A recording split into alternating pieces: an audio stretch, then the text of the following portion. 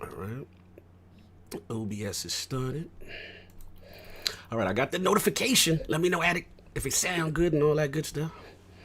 Yeah. Yeah, it's All looking right. good. I think we're good. I'm in a commercial. Yeah, you're not live yet. Well, live you're on my live. side. You're live. All right. And we are live. Welcome to the Iron Lords Podcast and the Lords of Gaming.net, episode number 135. It is another glorious Sunday. We're back at the round table on the Lord's Day. I'm extremely excited about our special guest, and we've got Unto the End, PS5 leaks, Game of the Award discussions, Amazon entering the streaming rail to discuss, so we're going to get right into it. I want to introduce a Lord whose journey I paid extreme close attention to since Project North first caught my eye in 2017. The subtle atmospheric storytelling of the environments, combined with the visceral combat animations of our favorite Tormund lookalike, invoke strong feels of Limbo, Inside, Out of This World, and of course, Game of Thrones. Introducing one half of the dynamic husband and wife duo of the Two Ton Studios and creative director of the highly anticipated Unto the End video game franchise. The Lord of E3's ID at Xbox segment, and by far the coolest Punch-Out fan in the realm. Live from California, by way of Canada, and making his debut into the realm of the Lords. My man, Lord Stephen Danton of Two Ton Studios. How you doing, sir? Very good. Thanks so much, guys. That was an amazing intro. Thank you, sir. Thank you, sir. Yeah, excellent, guys. Thanks so much for having me on. Apologies to everyone. Sarah isn't able to make it. She's out helping a friend right now, but she passes along her hellos and well wishes. Salute, man. You are a lord at what you do. I know we have been in discussion for some time to get this happening, man. Absolute pleasure to have you around, man. We are about to have some fun, man. Thanks for coming. Can't wait. Much appreciated. You already know.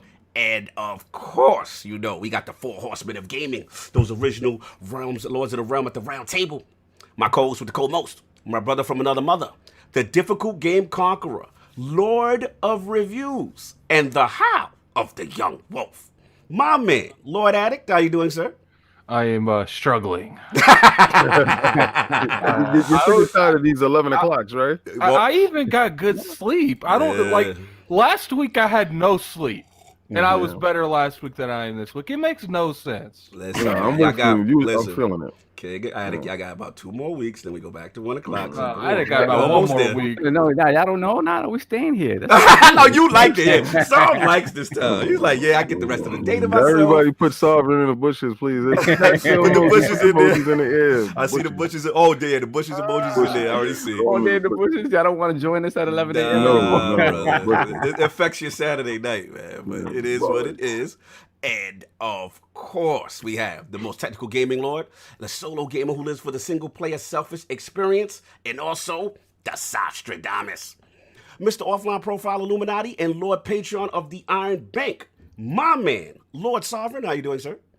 I'm doing good. Good morning, gentlemen. I'm wide awake. I know, you're on birthday. Get him the bushes. I was watching boxing too. I was having Someone fun kick last him night. out. I don't know, man. I don't know what's going on with these old men. I don't know what's going on. Wow. you know, old people wake up early, right? Yeah, I know exactly right. I'm Benjamin Button in the whole thing. I'm going in reverse. What's been going on, man? What you been playing, man? I finally got invited to the party. Finally, I'm in the xCloud party now. Finally. All right. Let's get that streaming. You doing your streaming? I'm doing my streaming, man. I have to say, I really have to say, man, it is super impressive what I'm able to play on a 4G LTE connection. Unbelievable. It really is. Like they tell you, like, hey, man, really 5G when you're on the Wi-Fi, 5G. Obviously, they're looking forward to 5G data to be the point that really kind of sends the message that the streaming is for real. But honestly, what they're able to accomplish on 4G LTE is pretty impressive. Is damn impressive. I was playing. I had a little bit of an issue yesterday, and Kaibatsu helped me out with the my right analog stick wasn't responding. But I guess I just needed an update. He did that, whatever. Oh, controller update. Yes. Yeah, I didn't realize, and it didn't prompt me to do it. So I didn't realize what was happening. So, but man, I played a little bit of everything. Crackdown, Forza. And like, man, if your connection is steady, you're getting a pretty decent experience. How's that latency? What's that latency looking like? Well, latency is the thing is, I think Kareem Chowdhury said it. Like, he's like, listen, we're not trying to sell you mystical arts here. Like, there's always going to be latency, right? And you play, even if you're playing on your couch, you're going to have latency. It's a matter of making the latency consistent across the board so that you get accustomed to it, and then you're playing just fine, like anything else. So it's not like, the Stadia negative latency thing where they were working that sorcery. They're working the predictive eliminate technology that gets your move before you do it. Did they fold in my destiny on Friday?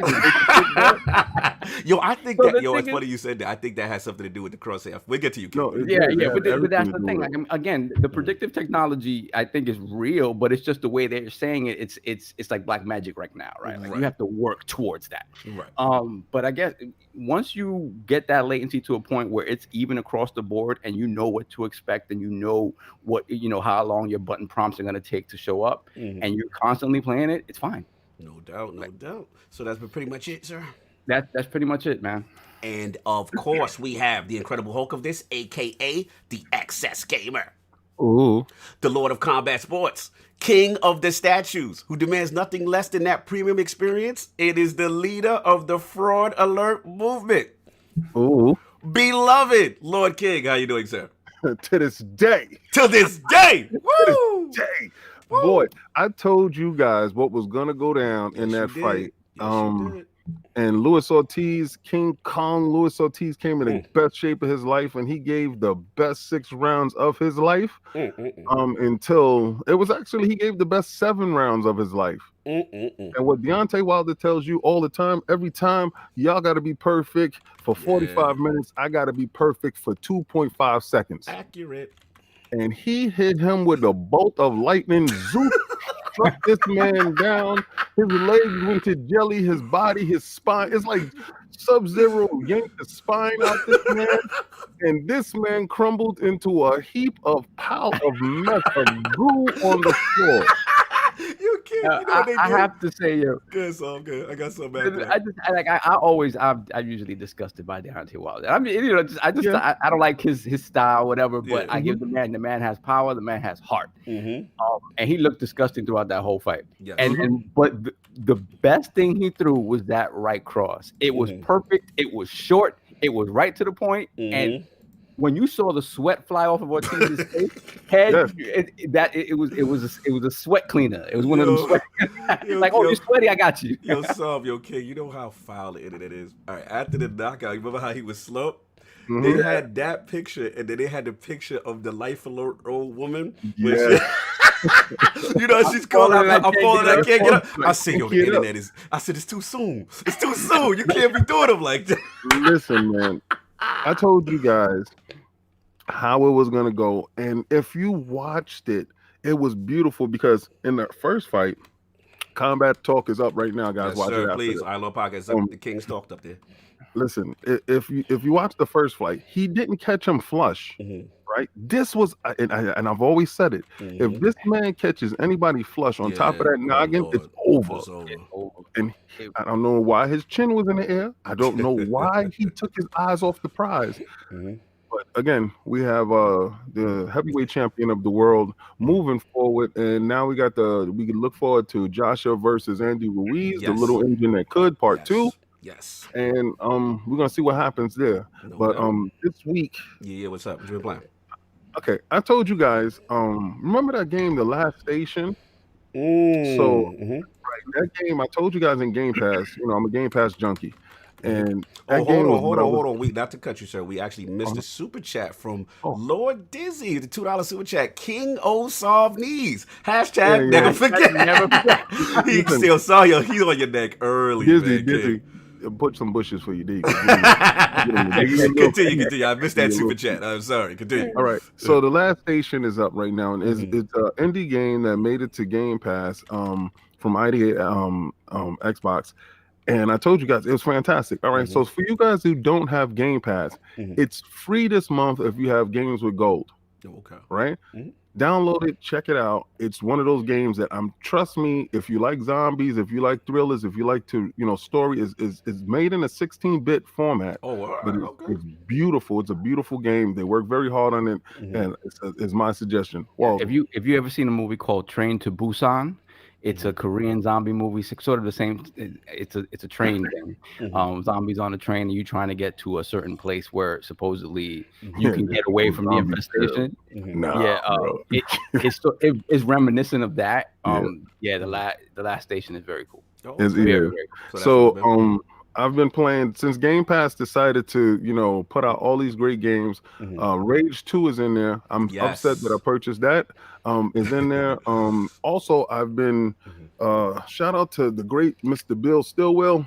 Salute to the great wall. I saw the shirt when he put up. Yeah. Brothers, I am inside xCloud. Oh, you made it! You made it to the bed? I told you. Somebody told me, a little bird told me, look at your app. What are you talking about? You're not in. Yes. And I said, no, I'm not in. Problem I had. I didn't get no notification. I was just in it. Yeah. It was like as soon as XO happened, it happened. Yo, shout out to the chat, School Text Talk, my man. Old school style. Train to Busan is awesome. And then Undead tells you one of the top indies he played, King David, with the good taste in games. That's what's up, man. It's a beautiful game. So, the Game Pass emojis in the chat, y'all. So Def Sing, all y'all check that out. Hit that gamepad. We got them in there now. So put the game. That's me. Sorry. Yes, sir. Continue. Listen. So, Game Pass has a bunch of games out right now. I downloaded Borderlands for the weekend free. Nice. There's so many programs that they're doing, guys. Even if you don't have Game Pass, you can definitely be part of the ecosystem. The free-to-play weekend, Borderlands is up. Plus, it's 33% off in the Xbox store.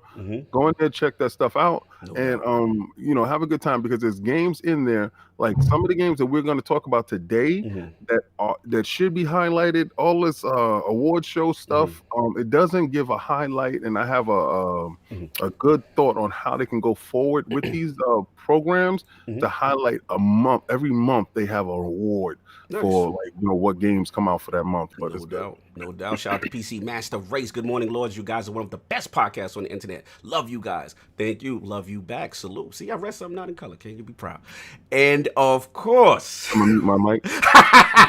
King don't acknowledge it if it don't happen. I would not be proud. I would not. Saltiest gaming in the building. What's going on, Def Singer? What's going on? And of course, we have the Lord of the Cooperative Experience and Gaming Ninja himself, the Shinobi, spreading that realness in the realm of the ILP. Not telling you what you want to hear, but what you need to hear. Same deal as Soft. Project xCloud has some fantastic testing with Kaibatsu and Addict as well. I was doing xCloud at work on my phone. Had a Bluetooth headset. I had maximum latency. I wanted to push it to the limit. I had like Bluetooth headset, Bluetooth control. I wasn't even tethered to the joint. I'm doing Xbox Live Party Chat. Sky, he's at work, remote console streaming through xCloud from work into his Xbox. And then Addict is local on his PC. And we're all in Party Chat together playing it. And I'm just like, wow, this is sorcery right now, man. Like this is really cool. And again, I just got to get out like a dedicated because I'm using the S9, and I just need like a dedicated headset that goes into the standard port, so I can do it the traditional way. Because I really want to eliminate as much latency as possible, during that setup. But to have me push it to the limit that way, and mind, I'm going on 4G cellular, bro, LTE, like that was crazy to me. So salute to the team. They out here doing very well. I'm liking what I'm seeing. I played a little bit of Jedi Fallen Order, and what else? I think that was pretty much a little bit of You purchased? Oh yeah, I did purchase. Definitely did purchase. I had to do it, man. I was hearing too many good things about it, so had to do it. I want to purchase, but I didn't finish my Zelda on my Switch. So okay, your backlog. Okay, all right. So that's what we got into. What the Lords are playing. I want to start with Lord Stephen, his video game system history, his journey into the games industry, and of course what led him to creating 2 Ton Studios and the super promising UntoTheEnd video game franchise. So Lord Stephen, let's start from the very beginning. What were some of the first video game systems you had, and what got you into gaming? So I got into gaming. My mom got me when I was like 8, maybe 7 years old, a Texas Instrument 99, which is like, wow, had like a keyboard and like it was like not like a ColecoVision or like an Atari but it was similar, like Texas Instrument. Instead of making calculators, they decided to make a game console. And they had I don't know. I can't remember any of the games. There was some mountain climbing game. There was like a Pac-Man ripoff. And as soon as I started playing that, I just like fell in love with games, and I've kind of always been interested in games ever since then. I grew up as a Sega guy. Oh, I lived across the street from like these two kids that were the same age as me and my brother, and they were Nintendo guys. Okay, it was all like a rivalry, right? Woo! But everyone we'd switch consoles, right? You'd switch the NES for the Master System or whatever. Yeah, I was a pretty hardcore Sega guy. Sega Master. You had that Master System. You had the red and black console. Did you have any? Did you have any of the little hue cards that used to go inside? Like Teddy Boy and stuff. Like some of those games were like Teddy Boy. What was it? My Hero. My Hero. Yeah. Haunted House, was it? Like it was yes. Talk that Master System talk. So you had that friend that had that NES. Were you a little jealous, sir? Were you a little jealous? Well, like when you're, it's weird. Like nowadays with all the internet and stuff, you're so what other games are out there, right? Yes. But back in those days, you just kind of hear like, oh, Mario is a game, or you'd hear like all Zelda stuff, and then you'd wonder. And then you'd switch, and then like when I got to play like Punch Out, for example, for the first time, or like Zelda for the first time, and things like that. I mean, you fell in love with those games too, and they're like huge inspiration for me even today. So, and then I kind of went cold a little bit on, not cold on games in terms of consoles, but like I didn't play, like I kind of missed the PlayStation era and the PlayStation 2 era. Okay. So like a lot of games that, like all the Crash Bandicoots, like Bushido Blade, all those games, like I studied a lot of those as a game designer, but I've not like played a lot of them. Played more PC games. And also kind of like in the midst of high school, I think I was more interested in partying. Video games for a phase there. Your focus shifted. That's only your focus shifted. And so I played some like PC games, like original Warcraft and like original Diablo and stuff, or like huge games. Original XCOM. Okay, that's what's up, man. And then like cycled back into like consoles and stuff like that with 360. I actually worked at Microsoft. Like I was an intern at Microsoft in 2001. Oh wow! And then I joined Microsoft after that. And I remember we got like Halo was really big then, so everyone was playing Halo. Made Halo. Halo was a great game, but also you could play co-op. Right at Microsoft, there was Xboxes in every conference, like every little meeting. So y'all were doing them LAN parties. Oh, everyone would be playing, and everyone's all the interns around the same age. You're just playing like Halo all the time. Nice. Yeah, mostly I play on PC now. Actually, like I don't play just. Sarah and I have like a smaller little place. I don't even have a TV. So I just play. I play on my my desktop and stuff like that. So yeah. Nice, man. Salute to the gaming history. Oh, continue. I didn't want to interrupt you. You still got more you talking. No. Yeah, so that's how kind of that started the console thing. What were your other things? How did I get it? I was gonna actually I'm gonna pay the bills, and I'm gonna ask you a couple more questions. Shout out to Cat Daddy Fat Stacks with $2 super chat. I'm gonna leave Game Pass in my will for my kids. Thank you. All right. Salute to him. But that man. Sounds like you wanted something, sir. No doubt. So I just want to ask you had that gap. You said Sega Master System, whatever. So what was the last console before the gap of you going away from gaming? Like, was it did you have the Genesis at all, or did you after the Master? Yeah, I had Genesis, tons of Genesis games. Played a lot of Super NES games, and then like Dreamcast, PlayStation 1. We had my brother also. He's 2.5 years younger than me. He's in games as well. He's a constant on Gears of War, actually. Name drop. You can see a lot of his, like Kotaku did a thing on him where he did, like as a concept artist, and then like he was, I think some of his stuff was featured. The Danton Lords are about this life. Okay, we do this game stuff. Okay. We always wanted to make games, so we kind of went in slightly different directions, but yeah. So then I had a N64 was probably the last console I owned. Gotcha. I played like a ton of GoldenEye and like 3D Mario and stuff like that. Great game.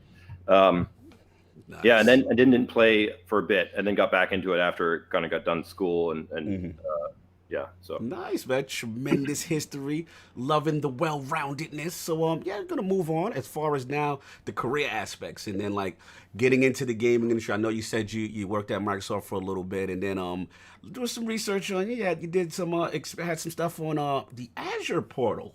You're working on that. And, yeah, I did. Let's get to it. No, let's get to it, man. Let's get to how difficult was it, as far as tell us about that process, and then obviously, starting that dream to kind of get into game, to chase your dream to get into game. So let's get there. Yeah, absolutely. So, I was at Microsoft for about 12 years. When I started, Microsoft was like a super serious place where it was much cooler than, say, IBM. IBM was like the stiff kind of everyone wore a tie, and Microsoft you could kind of wear in shorts. Nice. But it's still pretty serious. I remember when I was an intern, I was working on this team that doesn't exist anymore. But one of the things I did was I'm a designer, so I came up with the idea for tab browsing. Like, in web browsing, you have tabs, and it's kind of ubiquitous. Like, I came up with that idea at Microsoft, and I pitched it to my managers. And I remember this one guy said to me, he's like, "We don't invent things here. Your job is to like do what we tell you to do and not do stuff." And I was like, "Wow, this place sucks." So wait, they shut you down on inventing tabs, bro? And then tomorrow your tabs. And now tabs is like the hottest thing right now. Like, I can't go without my browser without tabs. Crazy, right? Yeah. Like, in their defense, at that time, the web browser was a solved problem, right? Like, people were like they had like a handful of people working on Internet Explorer. There was no competition. They thought they'd won the browser wars with Netscape. Netscape. Oh, I'm taking it back. Yo, son, remember Netscape, son? Netscape, oh my God, with the disc they would give you with the like 10-hour. Shout out to the 33.6 modems we had. Netscape. Let's go. Yeah. So that was the battle, right? And they thought they'd won. So they didn't, when I had ideas for like how to make the web browser better, they didn't care. But 3-4 years later, then Firefox came out with tab browsing, and then Chrome, and then now it's like the way to go, right? So I almost didn't even stay at Microsoft. I was like, this place is not for me. But I did a round of interviews after my internship, and I also got to meet Bill Gates. So that kind of like he was a really good guy. He actually has all the interns over to his house for dinner during the summer. Oh, that's nice. And his place is like a museum. It's like this ridiculously crazy. It's almost like, in a way, like a superhero like lair. Yeah, like a mausoleum, like the Justice League. That's what I'm aspiring to. I'm aspiring to that. But I was lucky to join a team that did like a lot of concepting work. Like, they were reinventing Office and kind of reinventing tooling. Okay. And I stayed for 11 years doing that stuff. Like, always at Microsoft, you call them like a V1 project. So it's the first generation of something where you're trying to, forge basically new ground in a new market or solve new problems. And so I did that. And then Azure was the last thing I did, where I remember we started the team and they didn't have any real designers in it. So it was really kind of a bloodbath, getting people that are very technical to understand the role of designers and kind of carving out an area for design. But yeah, the last project I worked on was really a rethinking of Windows. Nice. We doing it kind of in a way that focused more on professionals. Like, Windows is kind of this great ubiquitous thing, but the analogy, I don't know if this will resonate with you guys, but the analogy was, look, if you're in the Army, like, and you're a GI, like a standard infantry guy, you get the standard kit, right? Like, you get everyone with the same boots and pants and stuff. Yes, if you're part of Delta Force, like, you can kind of decide whatever you want, right? You're like, I'm going to wear mountain climbing boots, I'm going to wear a bike helmet, and I'm going to use this weapon. And we, the big thought was like, look, Windows is great because it caters to all these people, but if I'm going to spend 8-10 hours a day crafting art or making movies or whatever, I should be able to have a suite of tools and an operating system that is really customizable for me, that I can turn and make my own, because of the way I work versus, say, someone like my brother. Just because we're both in games doesn't mean we work exactly the same way. Exactly. So, okay. That was kind of the last project I did, but that really helped me. Like, that always being on the frontier of like thinking of new ideas and innovating and trying to find out differentiation within projects, I think set me up well to do games. Absolutely, that creative aspect. So, I mean, I guess my question for you in reference to the Microsoft days for you, I think obviously it helped mold you, but did you feel it restricted you, it kind of limited you in that box whereas gaming kind of allowed you to spread your wings on the creative side? Yeah, I mean, gaming, I think a little bit. Yeah, like I think if you talk to any of my colleagues back at Microsoft, they would be like, "Oh yeah, that guy, he was nuts." Slander. But like I definitely like to challenge convention, and I'm very proud of some of the things we did at Microsoft and some of the patents and stuff that I've received. But I think gaming for me it's the ultimate creative medium. You have to bring together so many different skills. I think I was really shocked after Sarah left. She was an interior designer. Oh wow! She left her business, and I left Microsoft. And I really did have like a dream job. I was a concept architect and kind of ran a team of like designers and just kind of ran around coming up with ideas. But I left that job and I thought, I'd hit the ground running, and 12 months later we have a game out, and I was really surprised. I don't know. I think it's definitely been harder than I thought it would be, but I kind of knew at the back of my mind that to do something really great would be hard anyway. Yeah. But I think the number of skills you have to bring together, like animation, art, storytelling, pacing, fundamentals of game design, sound, like a sonic experience. I think just it's a lot of black arts in games. I don't think people appreciate like something as simple as like game feel, like when you move a character left and right and jump and stuff like that. That is like there's some cool books, like actually a book called Game Feel by Steve Swink, but that like getting that right, like Sarah and I really did spend like probably about a year just with the little guy in a room running back and forth and swinging the sword, just to get it to feel appropriate, and deliberate and stuff like that. And so I think I took that for granted, how much work it takes. Work it takes. Yeah, absolutely. I mean, again, not easy, man. I want to give some shout outs in chat. Gersh Gaming, Steven's my hero. Shout out to Tip Diamond, the $2 super chat. Salute the Iron Lord panel. Hit that like button. Big Cloud, I see you. Yeah, man, this is actually a perfect segue because, you mentioning taking that leap of faith now. You and Sarah now going and then forming your own studio. You know what I'm saying? So I want to get to that. And then just obviously, Two Ton has a unique dynamic because obviously it's a husband and wife team. So I wanted to kind of touch on that as well, the advantages and disadvantages of that. And just, what was those steps now to say, okay, let's do it. Let's make a studio and let's really go hard at making our own game. Sure. Let me. I don't know if Gersh is the guy, a guy I used to work with at Microsoft, but if it is, yeah, Gersh. It says Gersh Games. I don't know. Gersh was a great guy. He and I worked together at Microsoft, and I actually mentored him, and he was an intern when I was a little bit more senior, so I saw him grow and go through his career. And very great guy. So he says, "Yup, it's me." Right. Salute Gersh Games in the chat. Welcome to the room. No. In terms of forming Two Ton Studios, Sarah and I left with, we knew we kind of felt like we had the skills to make something interesting, but we also went into it with a very, I guess, artist mindset of, hey, like let's try and do something that we think is interesting, but if it fails, that's okay. Like there's a lot of super talented people out there. There's a lot of people with really great ideas, and also sometimes the games that Sarah and I like aren't necessarily the games that are the most popular. And so whenever you try to do something on your own, you are always weighing, like financially, can you make this into something viable versus creatively it might be interesting, and those things aren't always the same. Correct. And so we went through this journey of, for the first, we packed up. Like I left my job, Sarah left her, sold her condo. Wow, this is hardcore. We can't gloss over this, Steve. Now you're just glossing over like really going for your dream, bro. Like this is truly inspirational. Like you guys had your heart set. This is what we're gonna do. That's amazing. Continue, sir. That was awesome. Thanks, man. No, yeah. I mean, we I guess I gloss over it because it's now like 5 years ago. But yeah, we had a great house in Seattle, a condo that really we loved.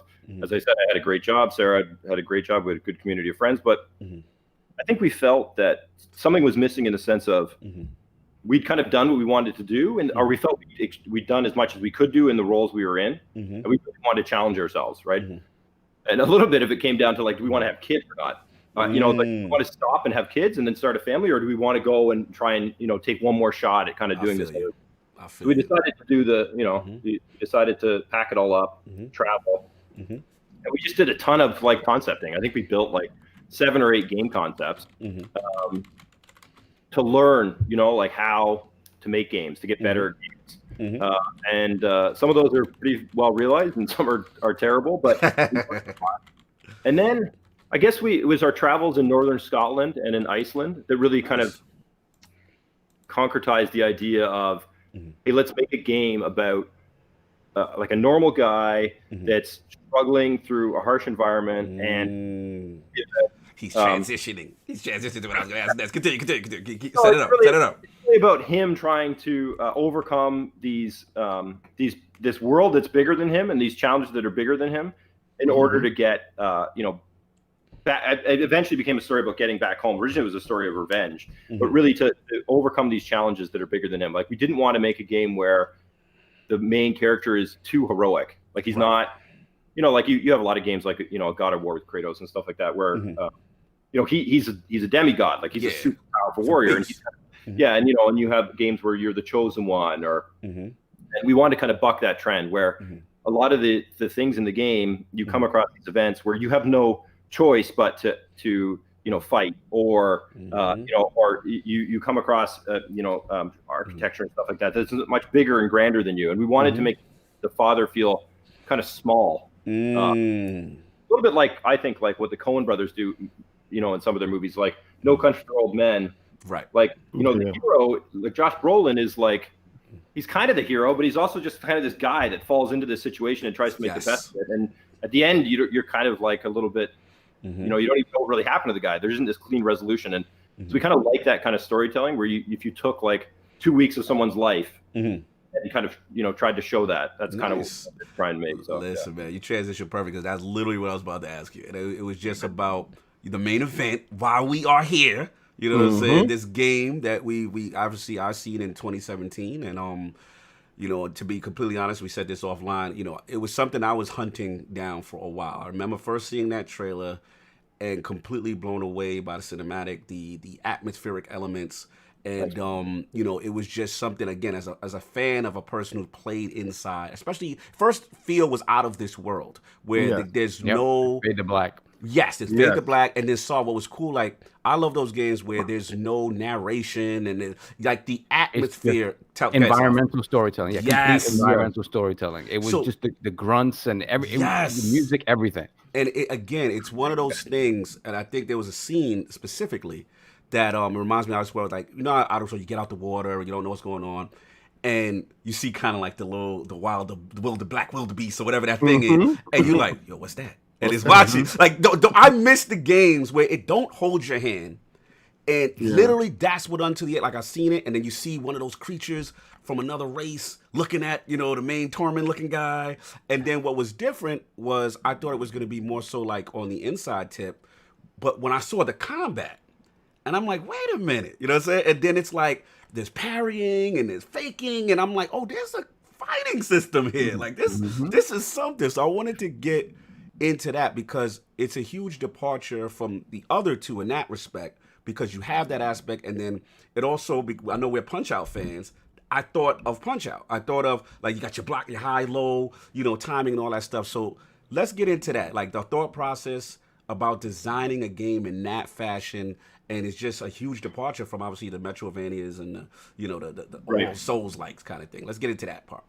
Yeah, so I mean, I think 2D, although there's a lot of 2D games, I still think it is, a side-on view is still one of the quintessential video game views that gives you an experience that you can't really replicate in real life. Like, even though I think first person and over the shoulder is great, I think that it's something that comes close to real life in many ways, right? Like, I can walk through a forest and kind of feel a little bit like I might be in like Death Stranding or something. You need packages for that, sir. You need packages. Let me start with the slander. Continue. But 2D, I think, is really unique. So, we wanted to make something like that. I also like, and it kind of leaving Microsoft, minimal UI design was kind of very big and kind of trending. And so that kind of influenced some of my art, I would say, and definitely Sarah's art. So trying to capture that. We also really wanted to capture the feel. Maybe this isn't, it's interesting when someone asks you like how to unwind your creative thinking. So let's go on the fly. But my brother being a concept artist and always liking concept art, like, it tends to give you the impression of a scene without the details. right? Like it's just enough detail for you to get a feel and of the mood and the tone, Yes. but it doesn't worry about like, you know, the little intricacies that you might have if you fully rendered the thing. And so we want to capture that feel for people where we try to keep the art stylized enough so you know what's going on, but also abstract enough so you can pour yourself into the experience. Right.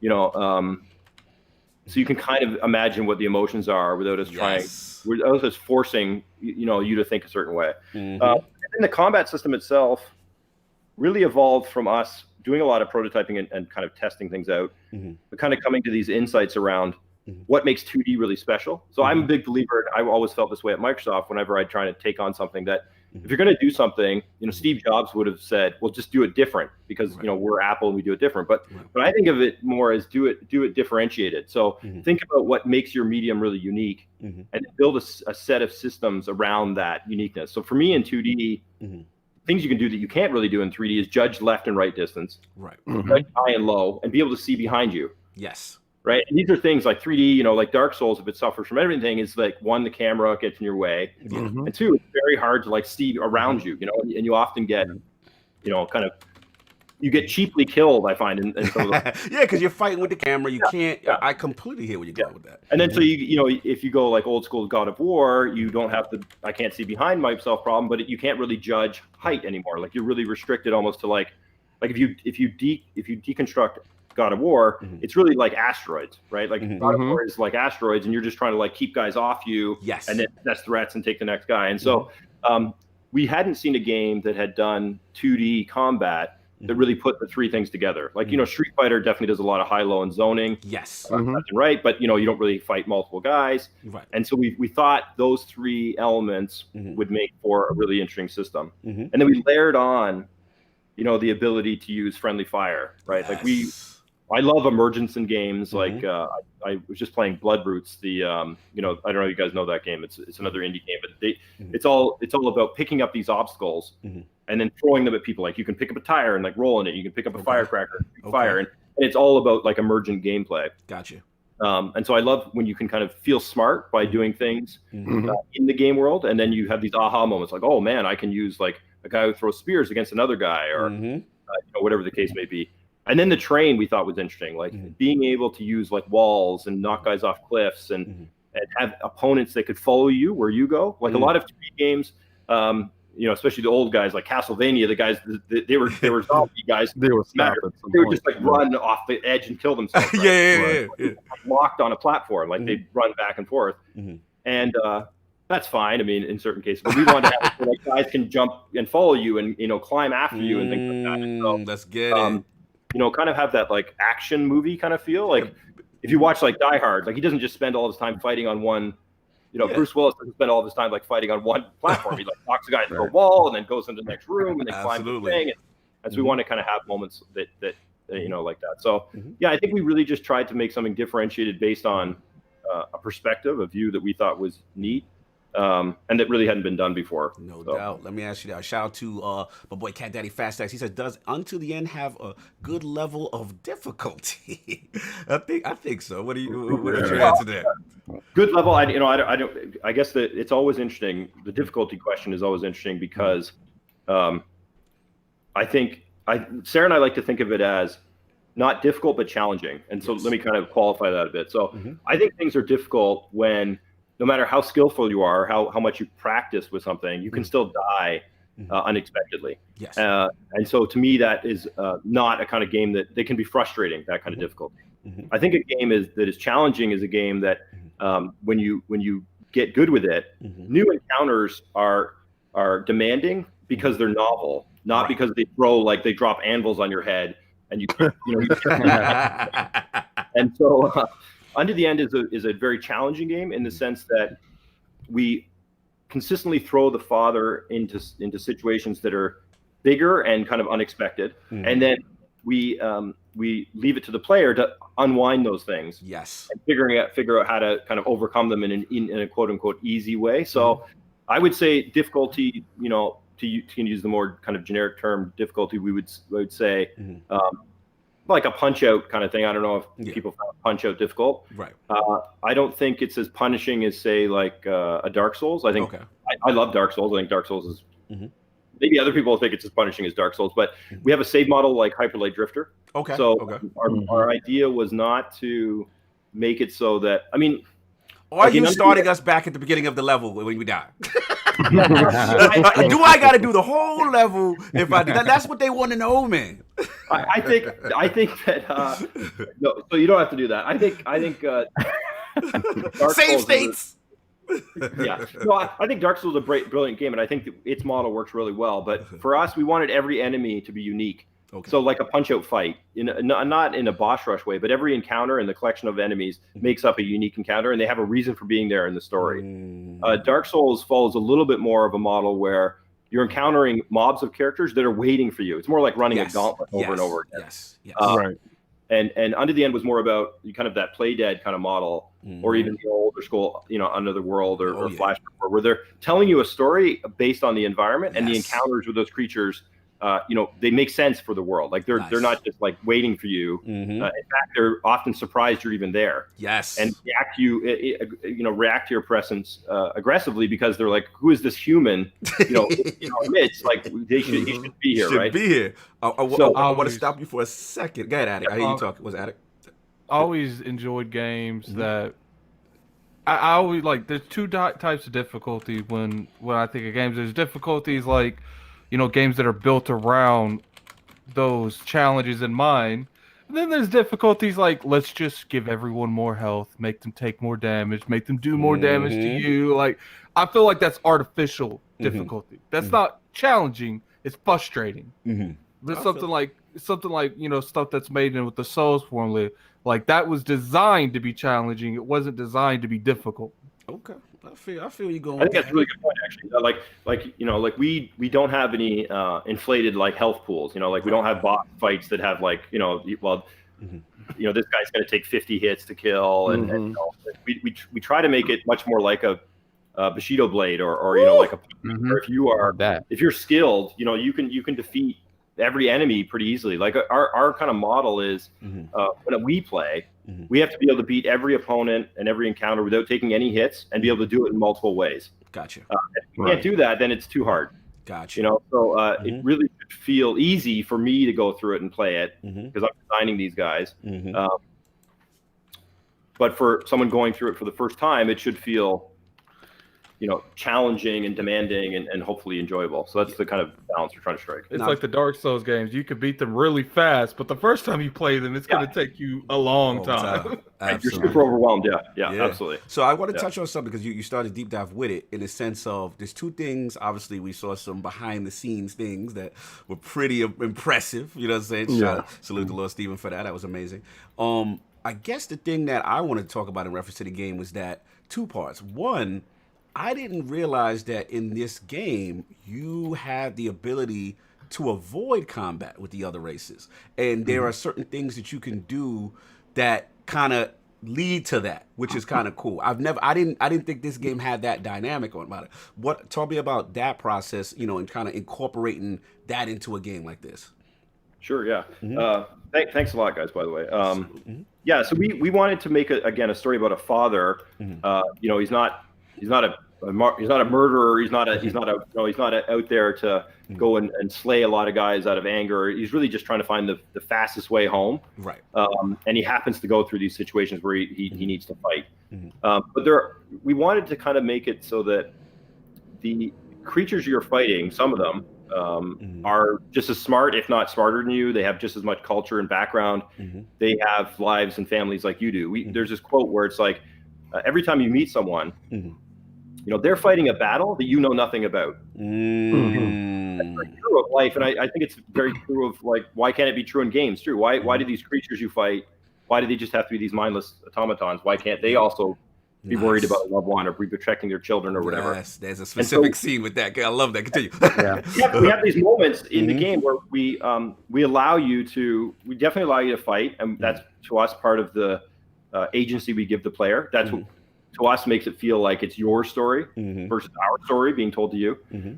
And then we allow you to, in certain cases, be peaceful. You can put your sword away and walk by, or you can actually offer up some of your resources that you've gathered to help them out. Yes. And then there's also kind of these knock-on effects where you'll get certain items either through exploration or from other characters, and then you can use those. You can give those to other characters, and so there's this kind of like, these forks in the road, so to speak, with respect to the narrative that get impacted based on these decisions. Nice. And ultimately kind of how the game kind of concludes and really who the father is when he gets back to his family. Like, I don't know why this pops to mind, but there was like all those old jail movies, like in the 80s, like the one with Tom Selleck and like them old jails. when they go back to their family, like they're and they're fundamentally changed. Exactly. Yeah. And so I would imagine a father who he has to like, fight his way through these foreign lands would come back to his family and be, like you would coming back from war. You would probably be a changed person. And will your wife and daughter, will they recognize you anymore? And will you even want to, be a father anymore is kind of a question we ask, and we allow that to play out based on the player's decisions. So, yeah. 2 more questions before unto the end. As far as one thing I like that you guys, you don't have any health bar on a traditional level. Everything is based on the feel of your main character. I call him Torment, my guy Torment. Sure, yeah. So like I've seen certain states, right? He's healthy, he's upright, he's fine. Then you kind of got he's a little damaged, heavy breathing. Then I even seen the one knee kind of bend the knee a little bit. So like tell me about that, and then like getting your character, the things you could do to get your character, life back or whatever. Shout out to the car going by. And then also back to Sarah, because I know she's not here. I wanted to ask, like, what's her specific role with UntoTheEnd? Like, what are the things that she's responsible for in conjunction with you? Sure, yeah. So, the health bar stuff I'll tackle first. So, there's this kind of principle in UI design called the foci of attention, which says, like, when I'm working on something, and you can see this, like, in movies, it happens everywhere. When you're working on something, you tend to kind of get, like, tunnel vision. And as things get more intense, you tend to focus more on the things that matter most to you, right? You've probably seen psychological studies where like a guy's shooting free throws. Yes. And the psychologist's like, okay, count the number of balls that go in the net. And then like a guy in a gorilla suit like runs in the background and so, that's all like foci of attention stuff. And so we wanted to make it so that the player's focus needs to be on the hero, the main character, and the opponent. And putting like UI around the fringes now divides your focus. And so now you have to go back and forth between these things. And also, it's interesting. Like a lot of what we're doing, I think it's interesting. A lot of what we're doing is trying to push back or push aside maybe or divert like 20 or so years of convention as to what it means to make a game about a guy with a sword who's fighting things, right? So a lot of the assumptions coming in are, okay, it's going to be fast-paced. You're going to be fighting large number of his enemies. It's more about the individual like a Dead Cells is a really good installation of that. Solve likes that. Solve likes that. That's where I'm at with it. Brilliant, right? Like, but Dead Cells is a game where it's very fast-paced. Every enemy has a specific thing they do well, and it's you kind of learning that thing, and then figuring out the different, how to use your different capabilities versus those things. And so I think Dead Cells is really a masterwork in movement and pacing and stuff like that. But UntoTheEnd is not that at all. Like it's very different than that. But when people come into a game, if their expectations are not aligned correctly, they won't enjoy it. So we have to do all these things, like make it so that we have this thing like if you roll off a cliff, you'll fall face first and drop your sword.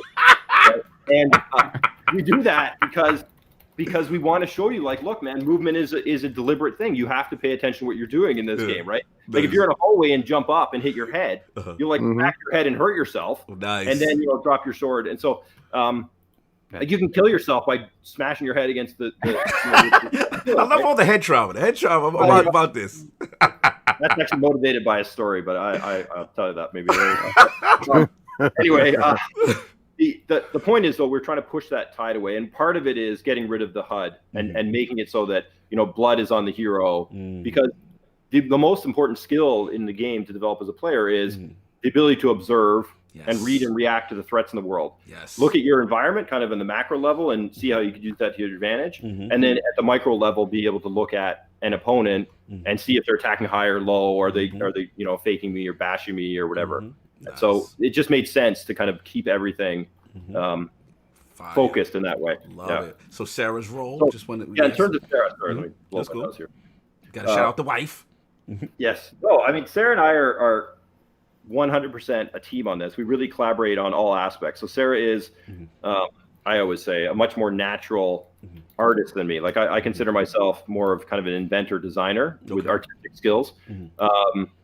Where Sarah is really like a pure artist. Like if she lived, back in the days of Da Vinci, she would be like, she just have canvas. Fire. So, but we do collaborate a lot of the stuff. Like, so we both do the artwork. Nice. Sarah tends to do more of the outdoor spaces, and I tend to do more of the indoor spaces. Okay. Sarah's better at natural art, like a lot of our gameplay is inspired by hikes and stuff we've done, and that feeling of being lost, but kind of like stumbling to find your way. And I think that natural kind of beauty and composition Sarah's a lot better at, so she takes on that stuff. I like a little bit more of the indoor things. I'm definitely much more of a nerd kind of geek than Sarah. Okay. What about the character designs? What about, like, because I love the Torment character. You got the cloak, you got even the wife and child. Like, it kind of like I was like, oh, are they kind of playing on their relationship with the wife and child thing? I mean, definitely there's a little bit of that. Yeah. Okay. They're definitely a lot fiercer, and probably if we were in martial times, would be a better warrior than me. It's the beefed up version of y'all. Okay. Yeah, exactly. But yeah, I mean, there is nothing we do in the game that isn't like, I mean, we're only 2 people too, right? So when you have a small crew, you really don't have a choice. But we also, we really play off each other. Like I'll often like start a concept, and then Sarah will like give me notes, and then I'll iterate, or Sarah will like work on an environment and be like, what about this kind of a feel of like, say, a forest, and then I'll give her feedback. So it definitely goes back and forth. I would say the one thing that is really good is that Sarah likes games, but she's not like a super hardcore gamer, right? Gotcha. And so she's able to look at game things and say, I don't know why. Like for her, a health bar is not like an obvious thing. Like she's like, I don't know why we need a health bar. Like why is that the way you have to do it, right? Oh, okay, I got you. Why do you have to, like, for example, like you could argue like, why don't we show like damage points when the guy gets hit, right? And, like to Sarah, that's not a thing that she cares about. She would never, like, that's not an obvious thing, right? It's only you're kind of indoctrinated in games to some of these like the way to do it, force your thinking like that's supposed to be the way. Really like challenge these things and think about them from a kind of creative artistic perspective without being bogged down by some of the conventions, which is good. And I think I tend to be a little bit more like I wake up pretty much every morning and say, hey, I had an idea. And then Sarah, will be like, okay. And she's good at like looking at an idea and saying like, that's baloney. Like, we don't need to do that. And I would say, like, relationship wise, I don't know if you've ever done anything with a significant other, but that's what I was about to ask you. It is like that push pull. Let's get to it. Let's get to it. You can work on something for like a whole day. And then, someone comes and says, I don't know, like, trash. That's trash, Stephen. Send that back. When you watch like I don't know, like I watch a lot of British Bake Off. I don't know if you guys watch that show, but like someone's trying to make like a horse or something, and the judge will come by and be like, "What is that? A seal?" And then like you can see them like just deflated. Yeah, that's kind of the thing, right? Like I'll be working on some attack animation, and Sarah will say something like, "I don't know, it looks like he's punching the guy or something." And I was like, "Oh, it's a sword." And that's just like the first couple times that happens, you're just like crushed, right? You really are. Of course. But you realize that you need that feedback, and it has to be unvarnished, and you have to get it from someone you respect. Right. It's the level of honesty that you're working with each other that makes it better, because she has your best interest at heart. So she wants you to shine at your best. So when you're doing this, you understand I can respect her opinion of it, and maybe it does look stupid. Let me fix this part right here, because her honesty is coming through. So, and you trust each other. It's about trust. 100%. Yeah. Like I have to think back to like George Lucas making the prequels, and at that point he was like a god. Like everyone feared him. And I don't think anyone was willing to say, like, I don't know, George, like this idea is ridiculous. On the first one, he had people that were like, would tell him honestly what they thought. And I think that is really, it makes a big difference. Kojima syndrome. Oh my God. Yeah. We're not going to do that today. We have a topic later. No doubt, man. Shout out to Cat Daddy from Philly. They actually snuck away from IOP just to take a look at the trailer. It's a beautiful game, guys. I can't, like when he said, and you can see it too, the collaboration between the two, the outdoors, what he said is her strength. Let her play to her strength. Because he acknowledges that's not his strength, and it shows. Like And then you go to the inside and you're like, wow, that looks it's equally as good as the outside because that's his strength. And he played to his strength.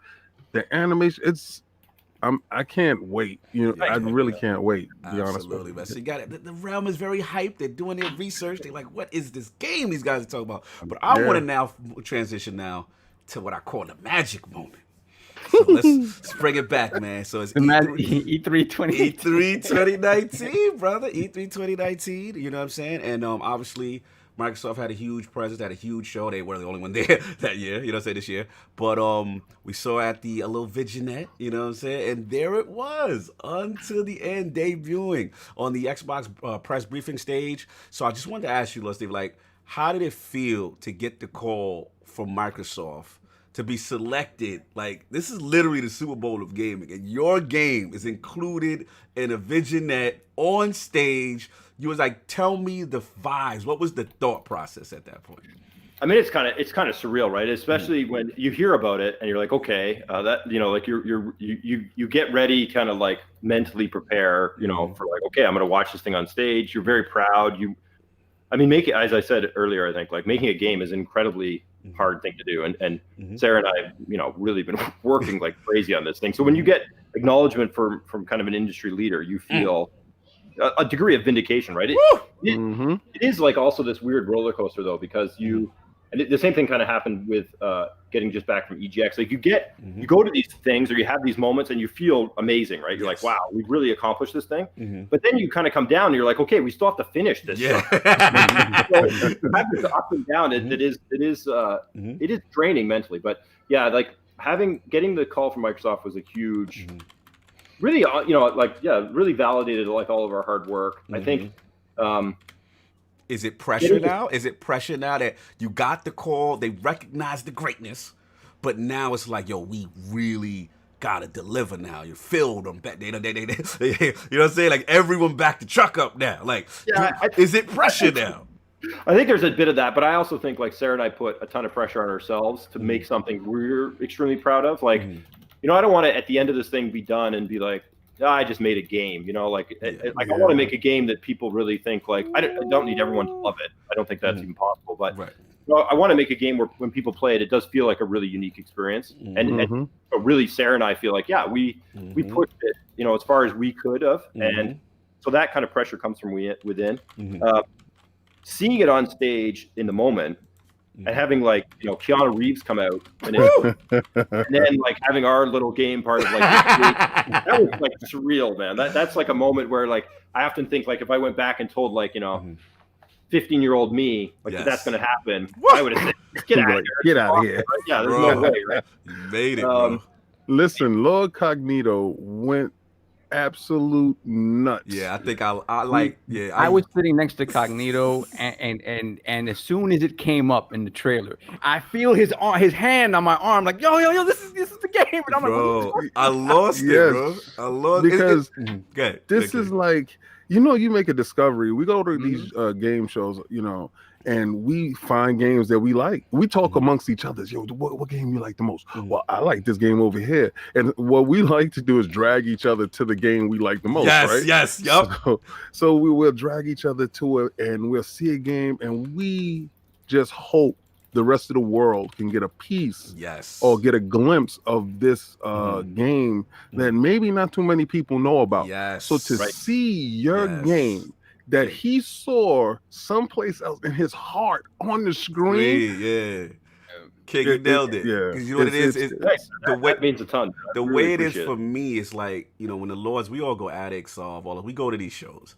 And especially like a PAX or something like that. To me, I call like that's the grassroots. That's okay. You finish. You're now showing it off for the first time. So you have these little gems, and for me, it's like it's like sports. So it's like that was my little draft pick. They got the call. They got the call to the big leagues now. Like I'm like, oh, I remember them. That's my man. Because at the end of the day, it's like. Again, not to go too deep, but remember when, I told you I lost track of you guys. I remember when I first came across the game in 2017, I'm like, wow, this looks amazing, right? And then that's why I wanted to ask you about that period, because there was a kind of period you guys went dark for a little bit.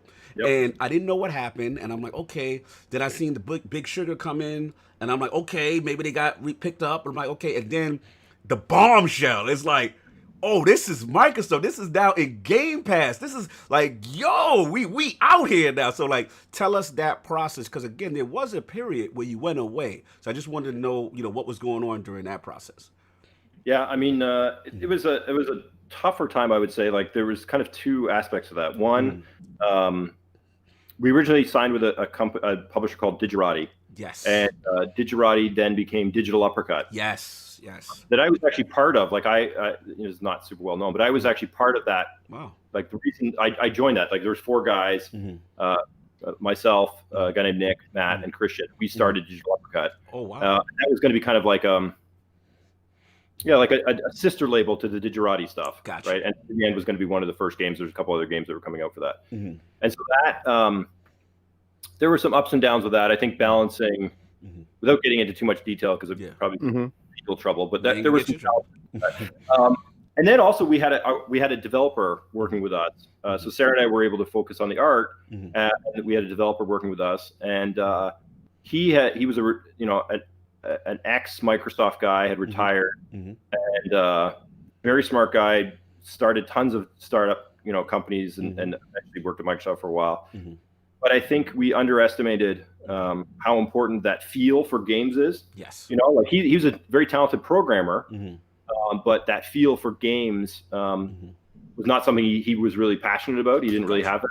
Gotcha. And so we ultimately had to part ways. And in doing that, we threw away about a year's worth of work. Wow. That's what happened. Okay. Wow. So, like in that fall of, when the heck was that? 2018 it must have been. Yeah, 2018. I was scouring, man. I couldn't find you. I was like, where they at? We basically had to make a decision, like, okay, what are we going to do here, right? Like we didn't want to take his code forward, because that can create all these IP issues down the road, if like social network or something. So it was like, okay, am I going to rewrite this whole game engine from scratch, or are we going to find someone else or whatever? So, I mean, I have a computer science background, but I'm not. Well, I mean, first to admit, I'm not the world's greatest programmer. I know really brilliant programmers, and I'm not one of them. Right. But I'm competent enough with programming, and I have a lot of passion that I can kind of figure it out. Yeah. So I decided to rewrite the engine myself, and so that. And you stayed in Unity? You stayed in Unity? Yeah, I stayed in Unity and wrote the thing in C#, and that was about 8 months of work. And so then, that kind of gets us to like, on the path where we are now. But yeah, we had to do we had some of the art and a lot of the animations and kind of levels blocked out. But we had to do a pretty big reboot when that dev left. Yeah. And then the Big Sugar thing was Big Sugar decided, the guy who runs that decided to stop Digital Uppercut, start a new label. I don't really know what the reasoning for that was, but yeah, it's still the same company the whole time, the same publisher. But it's been, it's gone through some changes in terms of branding and vision and stuff like that. Wow, that is tremendous, man. You got that decision must have been extremely hard, because you had all this work that was done, and to just delete and start from scratch, that must have been a serious conversation, going forward. It was really tough. It's like, and it's. There's a lot of, you see these graphs, right? Like making a game is like, you start out and everything's great. Then you go into this like dark valley of like, no idea what you're doing. And then you kind of come out. And that was definitely like the darkest of valleys, where it was very much, man, what are we doing? Like what, you also have to add on, like we sold our house, left our job. Yeah. So we're living out of a suitcase at that time. Like we were in Chile, in South America. And we're like, what the hell are we doing? Wow. I have this theory that you can only take on as a human so many unknowns, right? So we we had no idea, like, what's our future going to be like? We had no idea where we're going to live. We were working on this project that didn't seem to have any future. And so I don't know why. I think to do something like that, you have to be a little bit nuts, I think. This is passion, brother. This is determination. Like optimism to a degree, but I guess we just believed in it enough to try it. And then, I think it just started working, and the fact that I was writing it actually made it better, I thought, because it's whenever you work on something, whenever you defer an idea, it is hard to explain to someone else. Yes. It'd be hard to make sure, like, if we were, say, trying to do, let's say we're trying to do like a Contra, like Contra, and make it like with a sword or something, right? It's easier for someone to wrap their head around. But if we're trying to make a game that doesn't really have an existing kind of model, it's harder for people to build off of and make right. So of course, it turned out to be the right decision for me to do all that programming. But if I never have to program again after this, but listen, brother, you come full circle. Wow, let me tell you, man, that is really inspiring. You know what I'm saying? I didn't realize how low it got, and just to see you guys turn this thing around, take control of your vision, and then again, like I said, to me, the magic moment, like I said, you're getting this is the ultimate love story. Yeah, I'm just sitting here like this is y'all was successful in your careers. You had to have to sit down and talk about, okay, let's ditch this career. Should we have a family, or should we try to just finish this one last accomplishment together? Y'all decided that together. Y'all went on this journey together. Y'all went into that valley together, and y'all came out of that valley together with these decisions together. And y'all are on this stage. You see your baby on this stage together.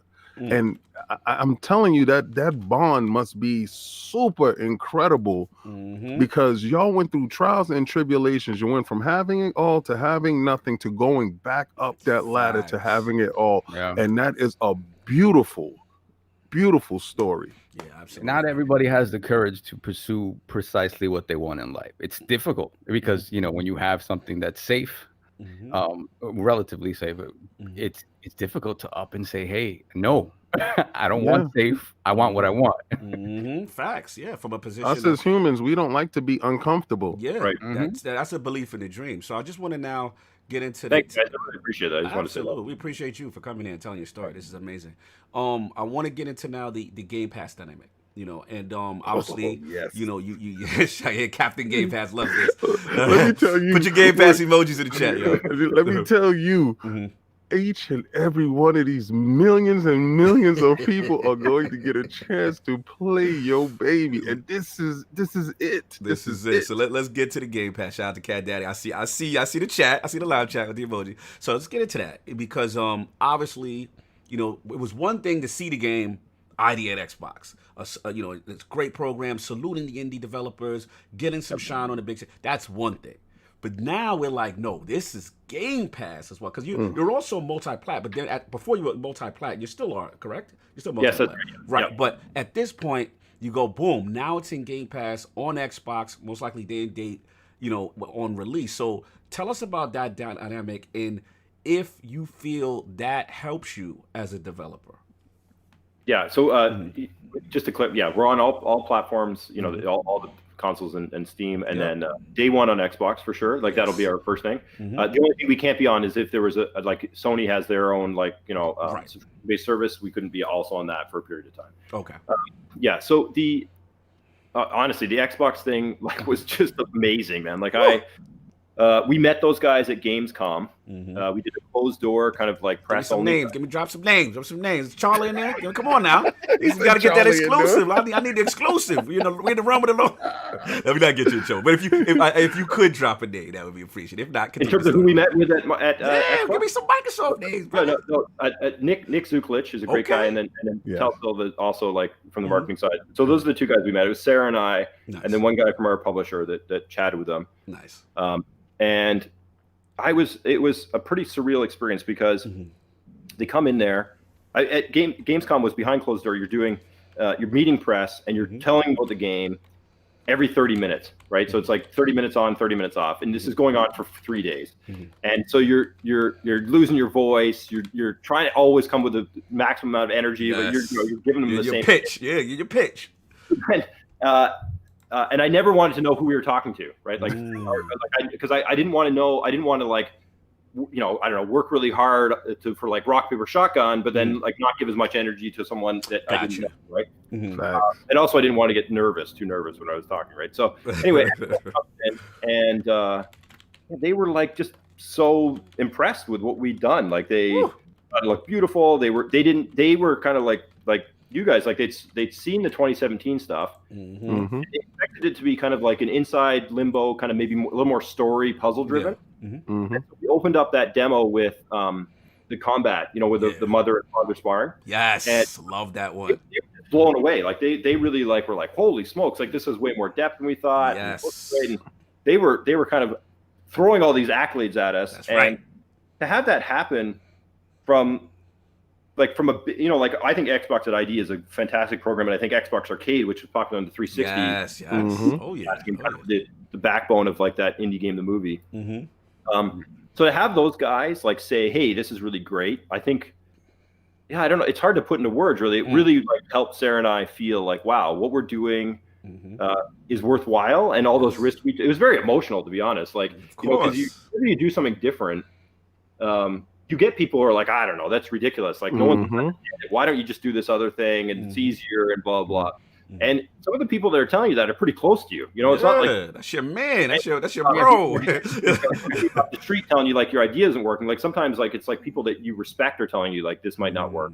Wow. And so when someone like Xbox comes along and says, hey, we believe in this, you know, they actually had one thing where they're like, why do you want to be famous? The guy asked me. It's like, do you want to be famous? And I was like, I said no. I was like, no, that's not of interest to me. And then our publisher guy was like, yes. And I mean,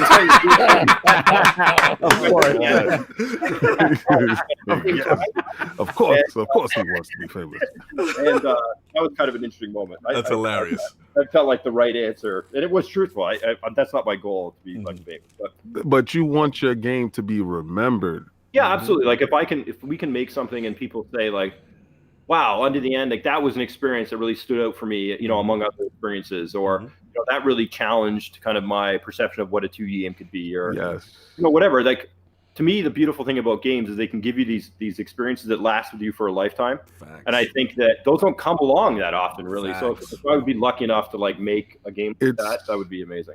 It's immortality. Yeah, in a way, it is. Yeah. Yes, forever, because bro. when you make this staple, it's a staple. When you make it and your game reverberates in this community, because children are being born every day. Right? And they're going to play games. Games are going to be played into the end of time.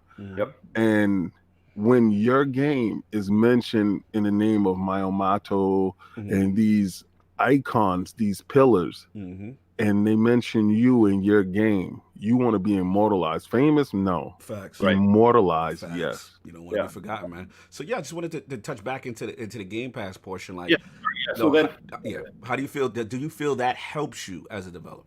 Yeah, absolutely. So that comes with you know, the boost of confidence. It actually comes with a little. Every deal is different, and I don't know how much legally I can say about this stuff, but they do promise you.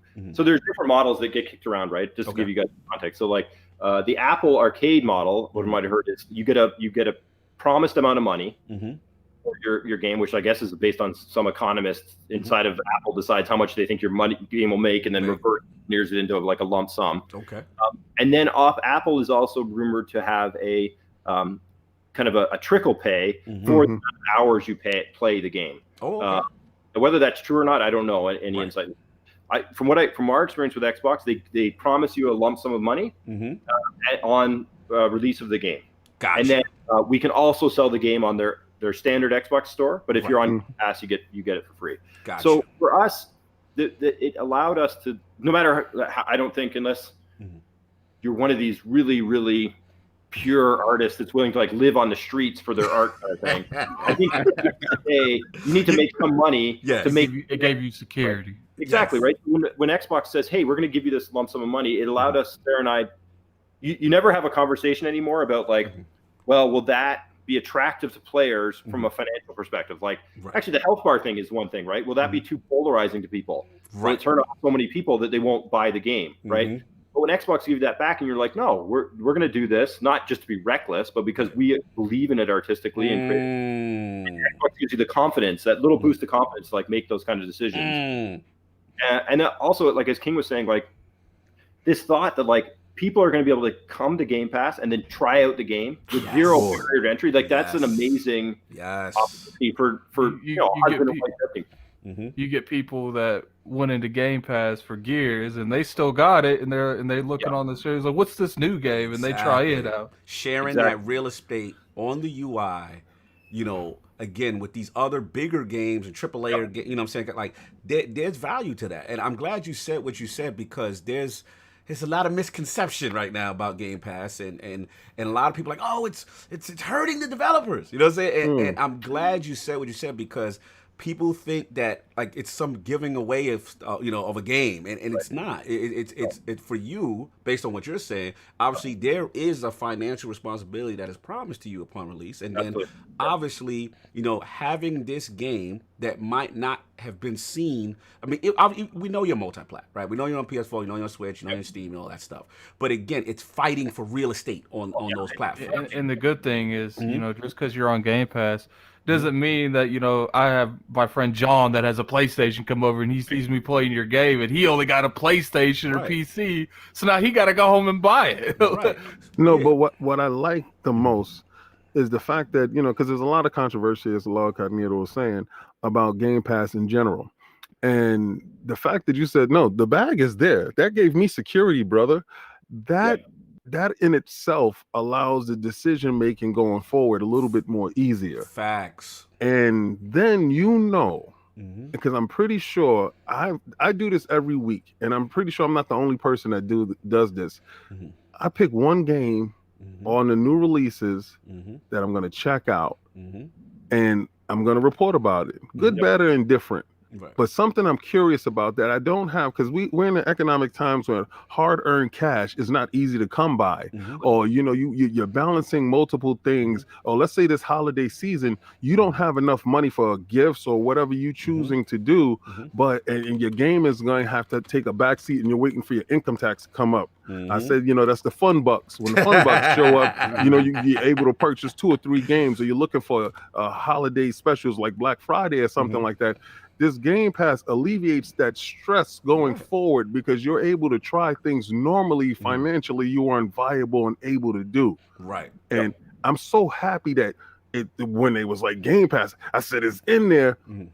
More people will get a chance to see and talk about your game. Facts. That's why I said and this is not available if this program is not in place. Right. So again, just for clarity, because again, there's a lot of misconceptions, Lord Stephen. Like a lot of people really feel, I shouldn't say a lot, but a lot of uninformed people, are making assumptions that Game Pass is hurting you guys, right? That there's no way that this can help the developers, and it's just an assembly line of non-quality games being forced out. But right, so for the record, can you say that Game Pass is helping Until the End? 100%. I mean, undoubtedly, Sarah and I would be in a different mental state and kind of planning differently if Game Pass wasn't around.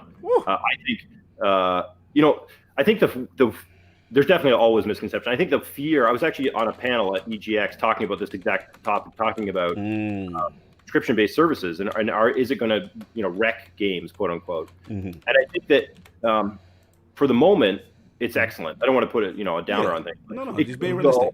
Unfortunately, it could go. I don't think it will, but it could go the way of iTunes and kind of what Spotify has done to the music industry. Which when someone releases I don't know much about the music industry. My understanding is if you release an album as an artist, you get micro cents for every time that the song is played on something like Spotify, and so that is out a lot of kind of independent artists can't make any money.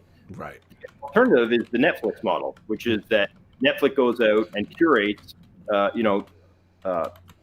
directors and creators that are doing interesting things and brings them into the Netflix fold. Whereas before, they would have had to go the old kind of Hollywood route, which is like get one of the big studios to make a movie, do it entirely on their own. So I think if and it seems to be that if Xbox and these other subscription services, Apple Arcade, maintaining kind of the Netflix route, then we'll be okay. And I think the reason I feel like we will be okay is that creativity is something that is hard still to bottle up and write like a rule book for, both in terms of what other creatives thinks is interesting, but also fans, people that don't consume content versus create it.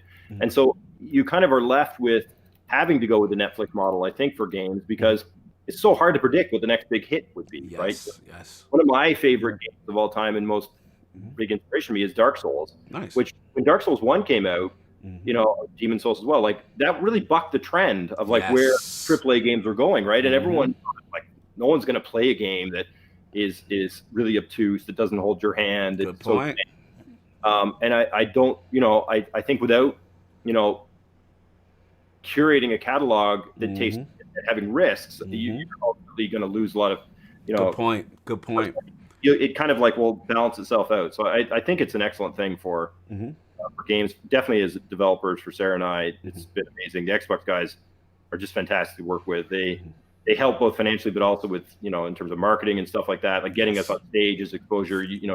Sarah and I could never get on our own. So yeah, it's really been amazing. I can't say enough good things about that. The magic moment. That's what I call it, man. Like I said, the little guy, he's got his shine, and you made some valid points because again, the way game design is going and the way these games are getting more expensive, it's harder and harder for I feel for publishers to take risks with these games. Sometimes people kind of fall in those lines of if this is working, this is the new trend, whether it's looter shooter, whether it's battle royale, whatever it is, right? So like you said, sometimes these smaller obtuse games, they may look at you guys like, hey, that's a risk. But then you look at a service like a Game Pass, whatever, and it's in this catalog, right? This whole curated catalog. So again, you may have the guy who's coming in there just specifically for the battle royale, for the FPS, for the looter shooter.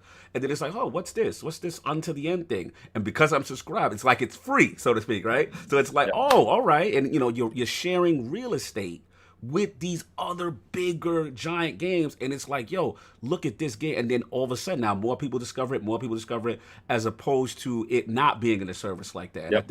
I think there is advantages to that, man. And again, I just wanted to salute you guys because again, I know how I felt when I saw you guys on that damn stage and I saw the game. Even if it was 2 seconds, I was the loudest person in the Microsoft Theater in Cali. And then we emailed and you're like, I had to pull that. I don't know, man. I don't know why he's acting up. I was like, that's my guy. I was like, there we go. You know what I'm saying? So, and then I had to look around, make sure no one's looking at us. Yeah, I was definitely out of control. I was yelling. I was a little ridiculous, but I had to say, like, it was cool because we spoke after, and you're like, this is what I couldn't tell you. You know what I'm saying? I'm like, oh, that's why. Okay, this is the big secret. So, salute to Two-Ton, man. This is really cool. Love what I'm hearing from that. And obviously, last question in reference to Unto, as far as, the famous my motto saying, game, finish game. We don't want it to be rushed. You know what I'm saying? But we do want it. So, where we are now with development and then kind of like where your ETA as far as release, what you're thinking about. Yeah, we think summertime, it seems realistic. Sarah and I, we had a really good EGX. Summer of Arcade. What's that? Summer of Arcade part. Yeah. We had a really good EGX. That was our first time showing it publicly. We had a lot of people play it. Feedback was really strong from that. So we don't feel like we have a lot of things to adjust and tune. I think when you're making a game, sometimes you have to pivot, and that can slow down, development. So now it's just about finishing things. We have all the systems are done, all the mechanics are built out. It's just about bringing up the art to kind of the level of quality that we want. But we feel summer is realistic. A little bit will depend on basically we have our publisher will take the game, which we will build for PC in Unity, right? And they will do a port for the different platforms Switch and PlayStation. Right. Xbox should be pretty easy to do. Yes. Switch is harder. Switch is harder because just from a technical perspective, fix your mouth. There will be no Switch slander in here. Let the man talk. Switch gang is coming for y'all. PlayStation is coming for y'all. Hold on, Steve. Can you do me a favor and repeat that sentence, please? Oh my God! Here we go. Which is a little bit difficult. Hold on. Slander. No. You see this hardware slander I'm dealing with, Steven? What platform's harder? He didn't say hard. It's just difficult. One challenge.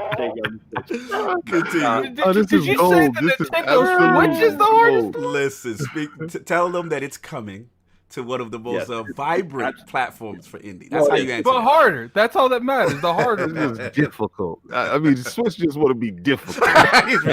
Continue, Lord Stephen, on the Switch side of things. Lord Stephen, just to let you know, we just rubbing Cognito and Lord Sovereign the wrong way right now because they are heavy Switch fans. We are all Switch fans. We all have Switches, but we just like to rub them the wrong way. Basically, me and Sav get port shamed Anytime Right, the title is multi-plat comes to the Switch and there's any type of graphical fidelity issues, we always get clowned. But continue, sir. Well, it is a technical challenge. See, come on, Steve. You're not supposed to give them that. Fanning the fire. Fanning the fire. This is awesome. This is gold, baby. Oh my God. Continue. I can break it down if you want, but like, yeah, it is. It'll require some extra work. Yes. We gotta hold this L, so we gotta hold this. L. Yeah, we gotta hold this L. He can't lie. He's telling us the truth. This is the best. This is the best right here. Disney says they love claymation. Oh man. You know what they might have to do? You might have to cut the real estate to 16:9. Oh my God. We shall hopefully we will match performance when the Digital Foundry side by sides come out. Oh yeah, I'm sure we will. Yes. Hopefully the Unity will hold. But up. I guess where I'm going to be playing in my Game Pass, sir. That is Indeed. true. Now I will cannot say wait. this: it is definitely more attractive for me in Game Pass. But like I said, for people who don't have Xbox, just the fact that you are making it available for multi-platform, the PlayStation Nation, the Switch game, That's awesome. They can at least have to get to it. So shout out to Boss Move. Switch development needs some tender loving. Shut up, boss. Anyway, moving along. Final question that we ask all our guests. Oh, here we go. This is the one, the only. I need from Lord Stephen his top video games or franchises of all times. Top 5. Cool. So I saw your other podcast, so I knew this was coming. Cheating! I thought about this a little bit. I thought about it in two ways. One, like there's games I like for nostalgia, and then there's games that are kind of current. So like, I don't know if it's useful to kind of break it across that, but Okay. In terms of like games that really impacted me, kind of nostalgically, a game called Zillion. I don't know if you guys ever played it. Oh, God! you are the greatest guest ever. No one's ever said Zillion. Oh my Now, God. please, shut up, Attic. You're young. You don't understand these things. You don't Here's the understand thing. it at all. Zillion. Now, please, we are talking Zillion 1. Yes, absolutely. Okay, Yeah. okay. Oh God, there's multiple of these. Shut up, Attic. Don't let the young boy distract you from this greatness. Yeah, Zillion 1 I think is brilliant. I actually played Zillion 2 as well. I don't know if you guys ever played Zillion 2, but there's like the ending scene there. I remember like I was playing. Name was Zillion. I have The it. guys across the street were there, and my brother. We were all like, I was trying to clear it. I actually kicked them out of the room. It was so like intense, so I could get that thing, and then like called them back in when I like beat that game. But in Zillion 1, I think. I mean, I guess Zillion 1 now I kind of understand was like the Sega's answer for like kind of Metroid, I guess. Yes. But the thing that made Zillion 1 brilliant was Let's that little talk puzzle system they The had. puzzle system. Were you writing down all 4 of the Yeah, characters? we had all. and drawing it? Bro, Yes. On W and like this, like that was like a memory game at that time in a like a kind of a side scroller kind of action game. I thought it was really cool. I thought all like the little characters were cool. Like Yeah.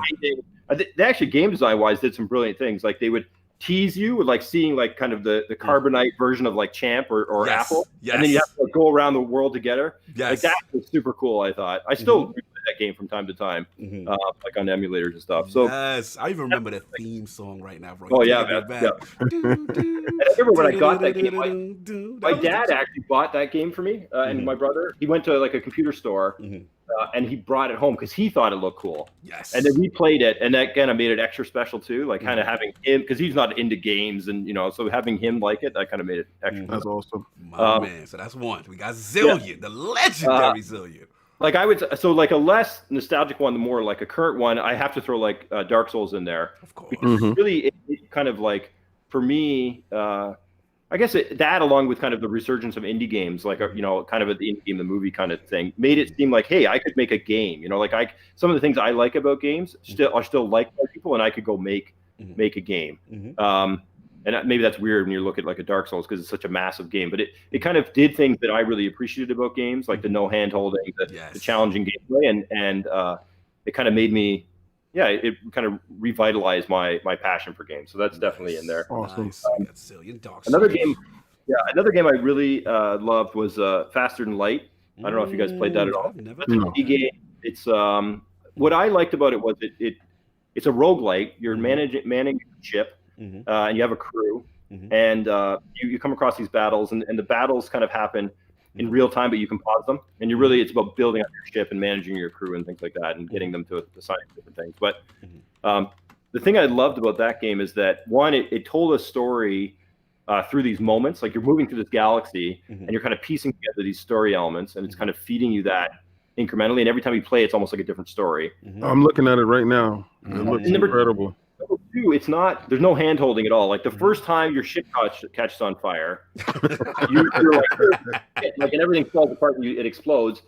But then you kind of learn a little bit from that. So the next time it happens, you figure out there's like a way to deal with it. And so there's all these like little emergent things you can do to deal with guys who board your ship, like fire, like running out of shields. And so you have this really great sense of accomplishment as you like go through the game. This thing has got a 5 out of 5 from Fangamer, 89% on PC Gamer, and 10 out of 10 on Steam. It's a brilliant game. They also did same guy did Into the Breach. I don't know if you guys have played that. Yes. Yes. Love Into the Breach. Who's the designer FTL. on this? What's this? Faster Light? That's a rough game. Faster and Light. FTL. Yeah, FTL is how it's known. The developer is Subset Games. The composer is Ben Puntry. That's great music too. Like, it's a chill, strategy, a roguelike game. It looks phenomenal. Yeah. It's got a steep learning curve, I found it, but once you get into it, I think it's very, very well designed. So that's definitely up there for me. I'm a huge Zelda fan, so like for me, A Link to the Past really stands out. I think the beginning of that game, where like the father tells you to stay at home, and it's entirely on you to leave. I just think it's like masterful game design, because it makes me as the player like fully in control of my destiny, and I have to break through that barrier. I think that's like one of my all-time favorite games. No doubt. One more. What's funny is that kind of carried over throughout the generations, because yes, in certain games like Far Cry 4, he tells you to stay in that room while he goes and gets your mother's ashes, and if you stay there, he literally brings in your mother's ashes and the game ends. Wow. Shout out to Stitch6669 for joining the realm. We do appreciate you, brother, and we have a ton of stuff coming through. Some videos will be up this week for all members of the realm that hit that join button. Yes. And those videos will only be afforded to you guys. Salute. You're gonna have some fun with those videos. Yeah, man. Salute. Use those emojis, man. We got some fun things going on, man. So that's what's so okay. So what's the final one you said? I have a long list of games. I'm going to throw one out that's probably maybe controversial, but so I think Below, a game by Cappy. I don't know if you guys played it. We just played it. You got Below up in legendary status. Yeah, I think that to me, like Miyamoto had this idea. He always talks about like smooth rage of that. He rage quit that. It was pretty bad too. Yeah. Well, it's a very demanding game. But the thing I think the reason I love it is I think one, they took a hell of a lot of risks, and I have to applaud like an indie developer for doing that. Even though Cappy has had success with Sword and Sorcery and stuff like that, and over time, but I think they took a lot of risks, so I applaud that. But for me, Miyamoto had this vision with Zelda of like he would talk about he would go into these caves and in the forest as a kid, and he would explore those, and that sense of like not knowing whether to go left or right, or feeling alone and kind of overwhelmed. I think Below did a better job of that for me than any other game, where it really throws you into this feeling of a lone adventure on an island. You have to figure out how to survive. You have to figure out weapons to use, how enemies work, how to assemble this like lantern. Like it really doesn't hold your hand at all, and it's definitely not a perfect game. I think they did make some mistakes design wise, but for me, that feel, that experience they were able to capture is, I don't know if you guys have played through it, but there's moments near the end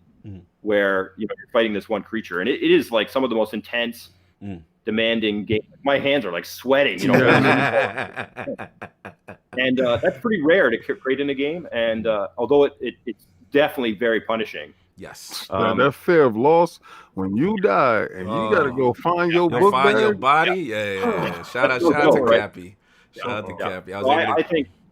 Yeah. Okay. Sorry. Go ahead. No. Finish. No. I think for me that was really a magical experience, and just that's why I love games. For those experiences you just can't get anywhere. You can't get that in a movie. You can't get that in a book. Like that's really a game experience. So absolutely tremendous top 5. Yeah, I got a chance to go behind the scenes with Cappy, closed door, but right before release, maybe E3. I mean PAX last year, and I definitely saw. I was like, wow, this thing looks challenging, man. You know what I'm saying? But I loved it. It kind of.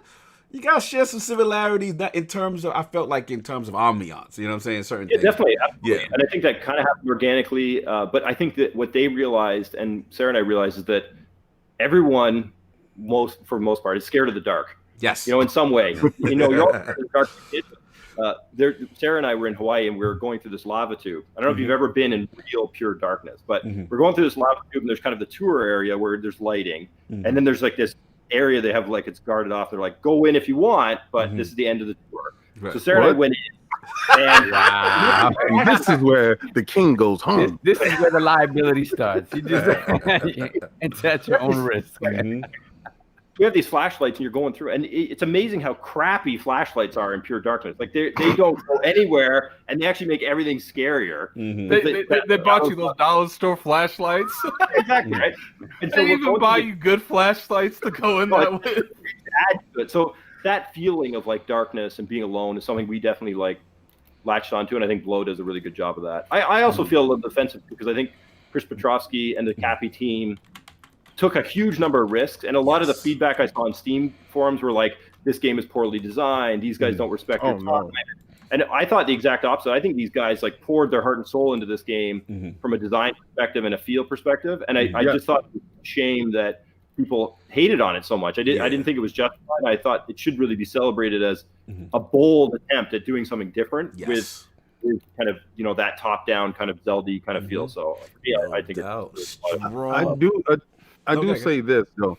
I saw the game. I was intrigued by the game, but what allowed me to actually touch and play the game and download it date was the fact that it was in Game Pass. So it took away those inhibitions from me and the trepidation in purchasing, because I was able to partake, you know, without the fear of loss. And when I played the game, I said, wow, this is something I need in my staple. And I see it leaving Game Pass now. And it should be leaving, I think, at the end of this month. But I'm going to, you know, purchase the game because that's one of the games that I want as, you know, one of my staples of games that you show like your son or your daughter or whatever. Like, this is what a real hard, serious game that doesn't hold your hands is about. So absolutely. I like that game. Absolutely. Yo, tremendous 5. Love the history. Listen, you already won. Once you said Zillion, me and you best friends for life. Like that is like my game. I remember playing that game. Can I get some in the bushes for that? No, game? there will be no in the bushes. You really gonna put the I bend the need some knee. in the bushes Put for that bend the game. knee icon. We don't need no bend the knee. We need in the bushes. Zillion is to get his game and legendary. history together. Champ, Apple, all that good stuff. Amazing. Yeah, there you go. There's guys. He's got my Those back. are the uneducated.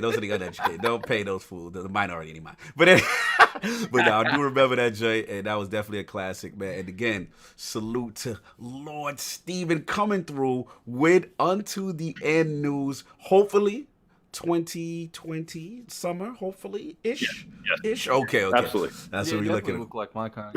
He's trying to peg you down. Go try to get that exclusive. Fire up, We get that want to get exclusive. it out there for sure, and we want everyone to enjoy it, and you know, but we do want to make it, you know, something we're very proud of. So, but 2020 summer seems very, very doable. So Sounds good, That's man. fantastic. Tremendous game history, tremendous I title. really appreciate chatting. It's been a really fun time. Hopefully, we can do it again. Absolutely, man. Like I said, if you got to go, we know that we got a little bit more show, but if you want to hang out, you can get more too. So it's totally up to you. Yeah, things about to go left though. So. I gotta. Just can I take a quick break? Go to No, watch go and then for I'll it. hang out? Yeah, go what you gotta do. We will continue running our mouths. You come right back. No doubt. Last week's poll results are in, and the people have spoken to the question. With the majority of the major software releases now having shipped in 2019, what is your current choice for Game of the Year? The winner of a very divisive 4-way ILP poll at 44% is Gears 5 Group.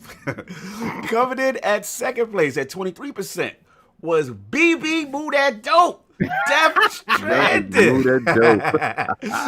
BB Move That Dope. Coming in at a razor close third place at 21%. That's something to do. Razor close. Razor close. Second off.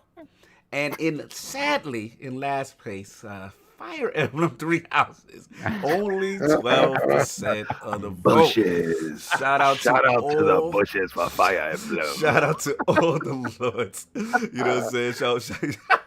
Yo, Vagabondo, you got to get Sarah and Stephen back on the podcast just after until. Of course. Yes, we would definitely get the Lord back. So that was the poll results. Lord Sovereign, what are you feeling about this, man? I think Sekiro should be one. Thank you very much. No doubt. You see how award shows go, guys? Your favorite just doesn't get picked all the time. For sure. You know?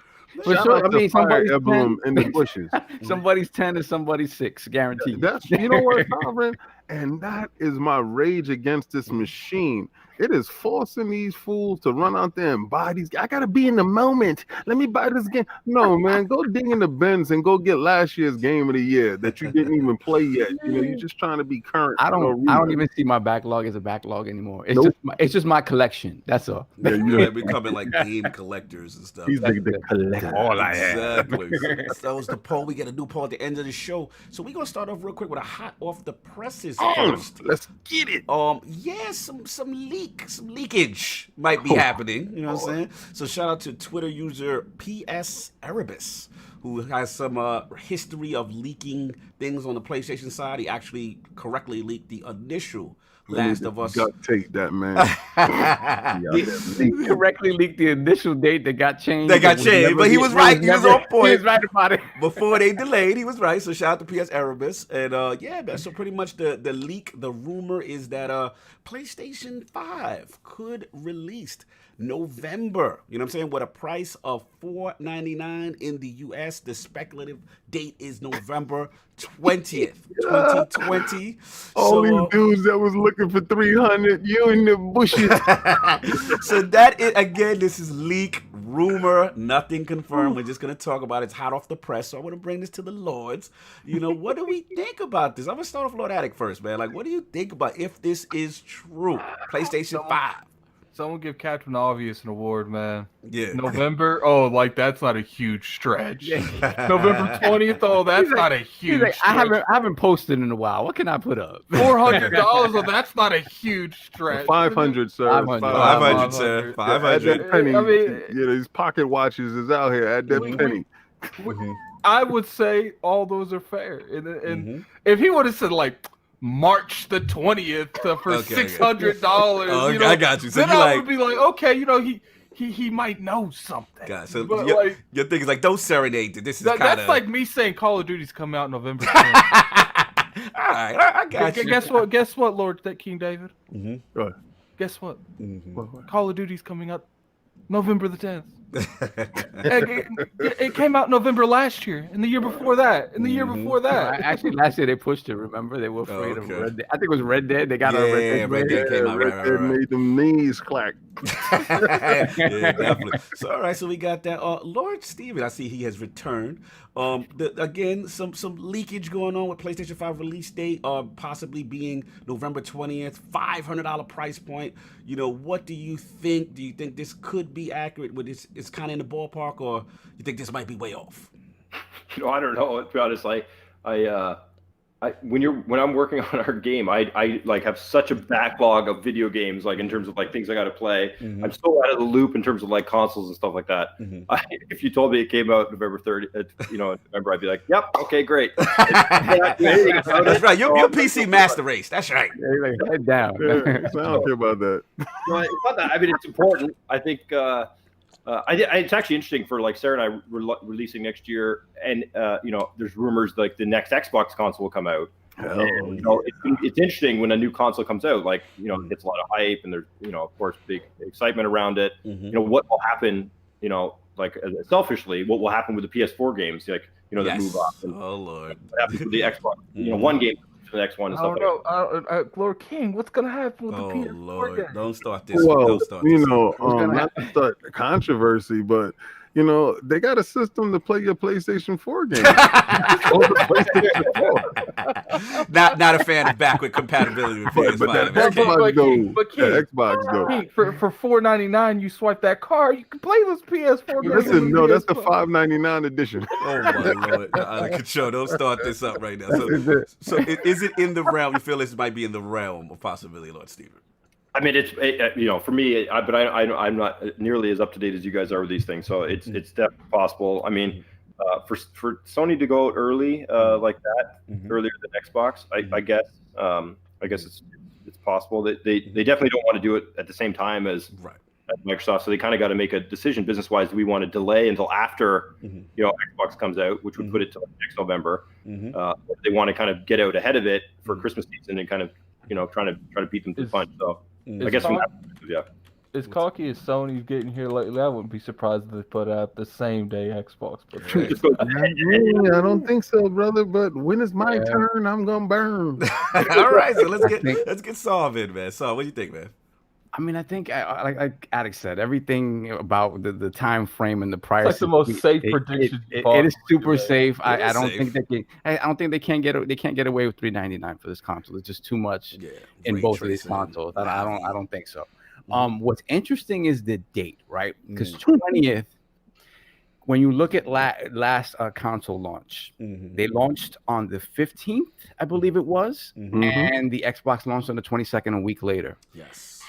By this launching on the 20th, I doubt very much Xbox would launch the week of Thanksgiving.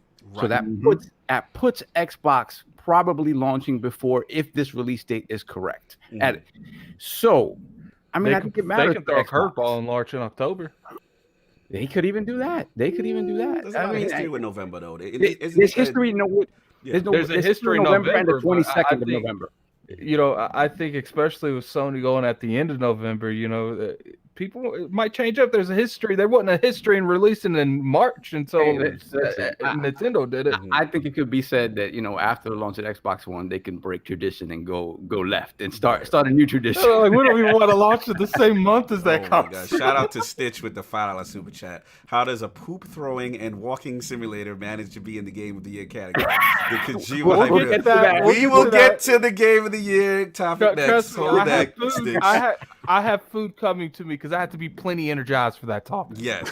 So continue, so. But I would say again, November 22nd is a big date for Xbox usually. But if this date is true, that would put Xbox's launch, if they continue that 22nd trend, it had to be launched the following Monday, which is like I said, the week of Thanksgiving. Right. Which I don't know that it makes a lot of sense. So if this is true, I see Xbox launching a week before.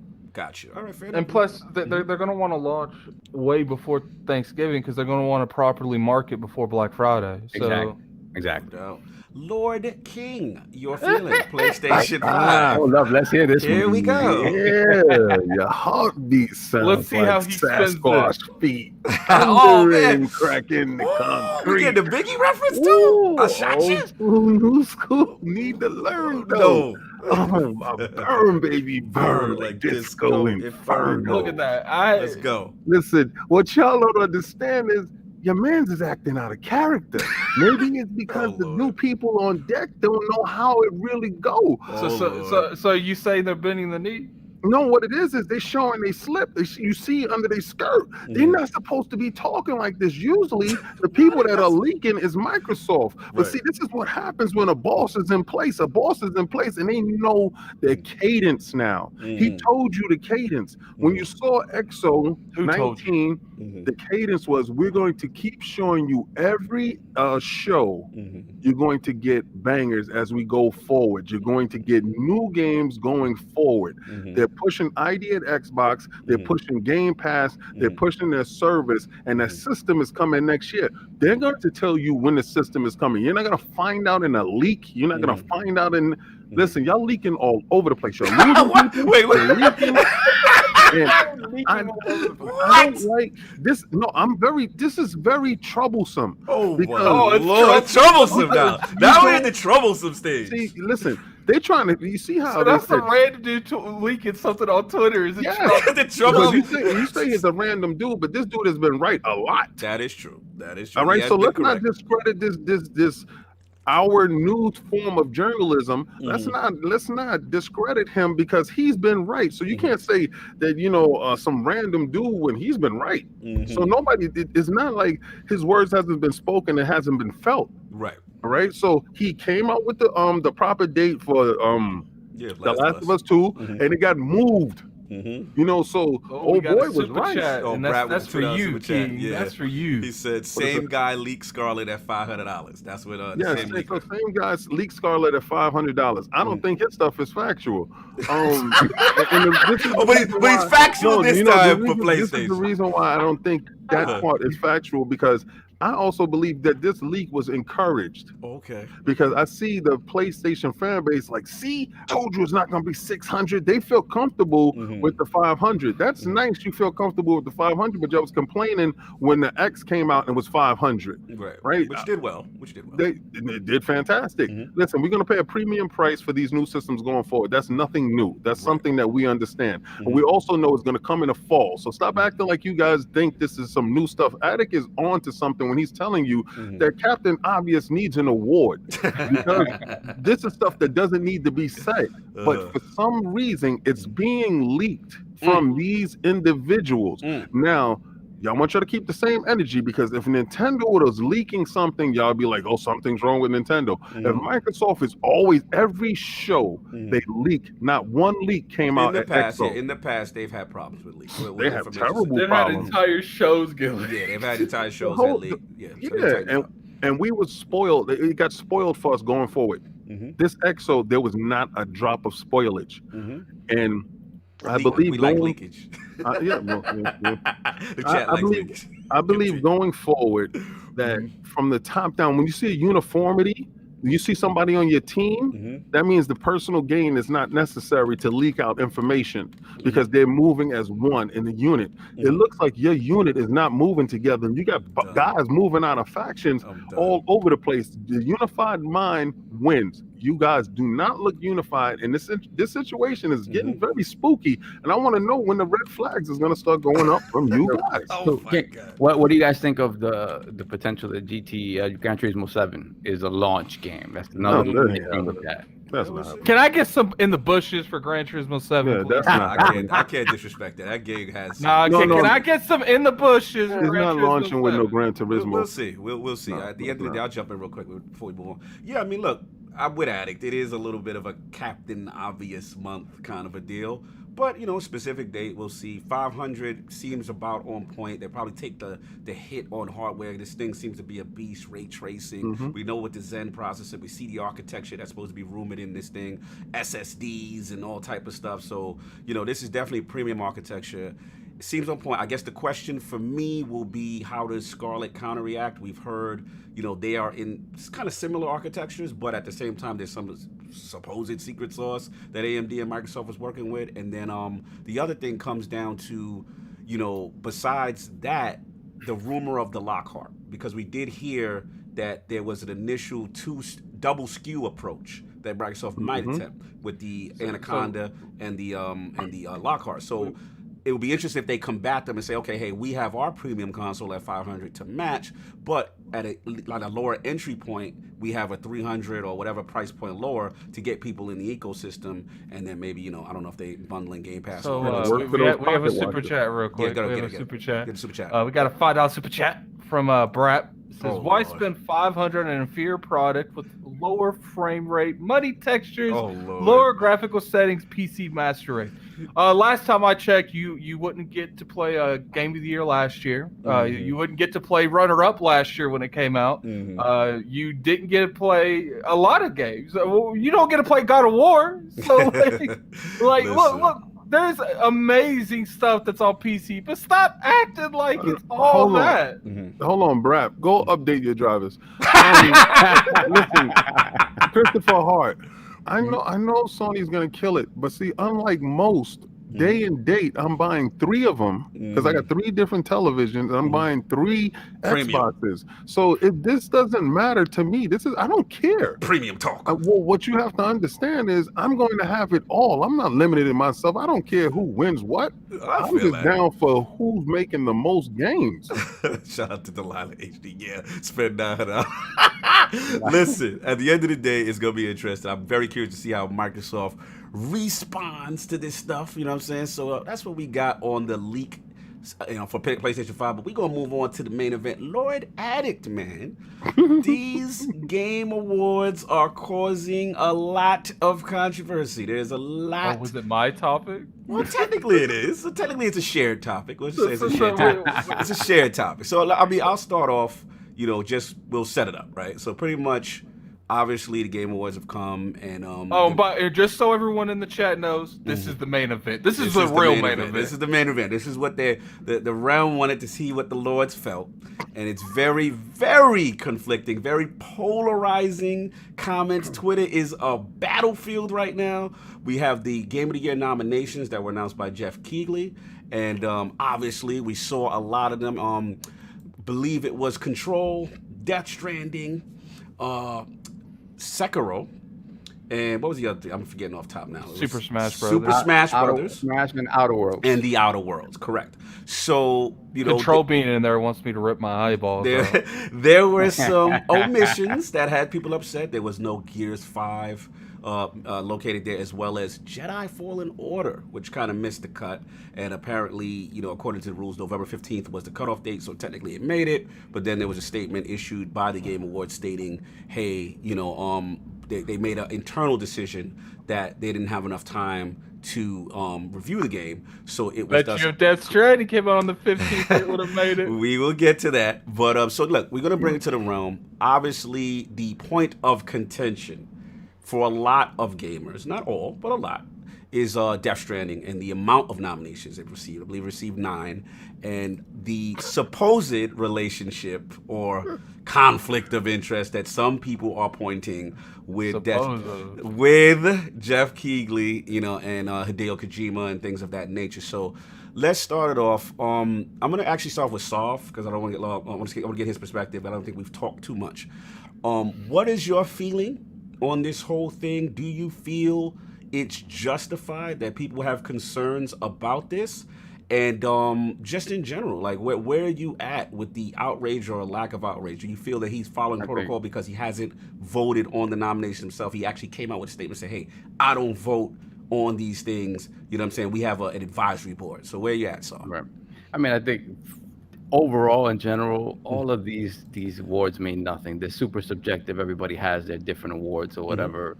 So in general, this is not a big deal. But at the same time, Keighley's awards are the ones that are always front and center at the end of every year. Those are the ones that they stand out more than anybody else's. I know individual outlets have their awards, but these stand out because they make a big presentation out of it, and also people watch them for new announcements, right? Yes. So it's a big deal.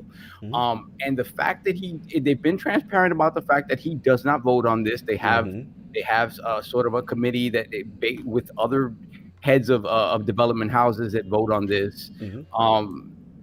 But at the same time, it's like it can't be underscored the fact that this game just came out and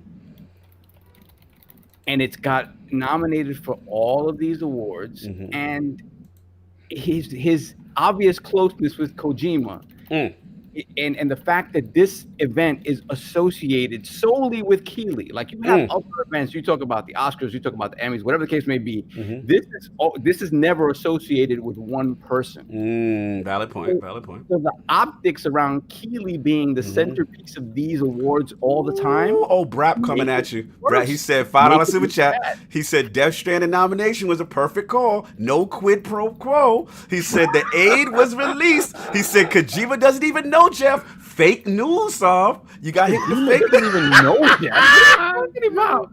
He just went full Trump. Yeah, pick the LSL with a $2 amazing job on the interview. Hope to see more. Yes, we will hope to see more from more developer interviews and hopefully get Lord Stephen back as well. So aid was released. Yeah, so you got to respond to that. Brap is coming at you, Sav. Brap, that was brilliant. So you saying Luden's fan is just it's just a whatchamacallit, what do you call it? A projection? This love doesn't really exist. I gotta say, listen, Keighley in a way has sort of again, unfairly or unfairly, it's his sort of blow rating around Kojima and how he was treated when he got bumped from Konami and stuff like that. Right. You just make people sort of question motivations and whether, again, behind the scenes, he has nothing to do with it. The optics don't look good, regardless to what. They just don't look good. And like I said, the big thing is the fact that these awards are associated with Keeley, no one else. No one else. They just aren't. They never have been. Yeah, Keeley's the one. He's always been the face. Well, he's the host. He's the founder. He's the host and producer of the show. Exactly. So, with this man getting this many awards for a game that if the game came out and it was universally praised, a God of War universally praised, right? It wasn't universally praised. I didn't praise it. I said, fine, generally. I don't. I'm just messing with you, man. Go for it.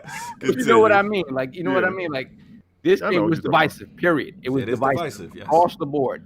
This it kind of doesn't make. I think it's the sympathy vote, Sovereign. Oh, doesn't make I'm sorry if people don't understand a lot of things that go on with this man. We do not like our icons to be besmirched. Okay, I may joke a lot about this game, but he was not treated fairly at the end. He did not get his gold watch. He was denied the access to the shows because they wanted to be petty with this man, and he gave his hard-earned. Listen, we have a developer on right now, and he just told you the trials and tribulations that he had to go through to get his game out. Okay, so at no point in time will we diminish the efforts of any developer making a game and being treated unfairly in their work environment. So the outcry for everybody else to rally behind this man and to stand up for this man. I don't care about the game itself. I think a lot of the nominations is based off of the sympathy vote and how this man was treated. And it goes back to that thing where if anybody else but Kojima, mind you, I don't think anybody else but Kojima makes this game, right? That's true. But removing him from the equation, this exact game comes out from someone else. It's a 55 on the Metacritic. Well, let me ask you this. Shout out to, first of all, for Brandon Bryce to file a super chat. Thank you, Lords, for having great shows. Thank you, brother, for the super chat and being here. Let me get to this next one. We got a $2 super chat from Stitch. She says, "This is the Kojima Awards." Oh my God, bushes! He got bushes emojis. Shout out to the new emojis for putting them in the bushes. But here's the thing: like, I want to ask to Solve and King's point, as far as you guys are playing on this sympathy thing, right? So my question is, do you feel because of what happened with the Konami situation, and we do know Jeff Keighley that year stopped. Remember, Kiefer Sutherland accepted the award because Kojima was unable to. Right. So do we feel because he kind of galvanized the community to make us aware of what happened and why Kojima couldn't accept it, that it kind of, his influence kind of created a sympathetic figure as far as what has happened? Do you feel that him doing that created influence is the question? I think it did immediately in that moment. But then since then, I mean, the man, Kojima's doing well. We don't have to worry about Kojima, right? Yes. But obviously he isn't, because his mental state has to be called into question. Oh my God. I'm just saying this, right? Any artist in their form, in their craft, their pain is going to come out in their craft. Oh, this is a little bit self-indulgent. I believe so. This game is super self-indulgent.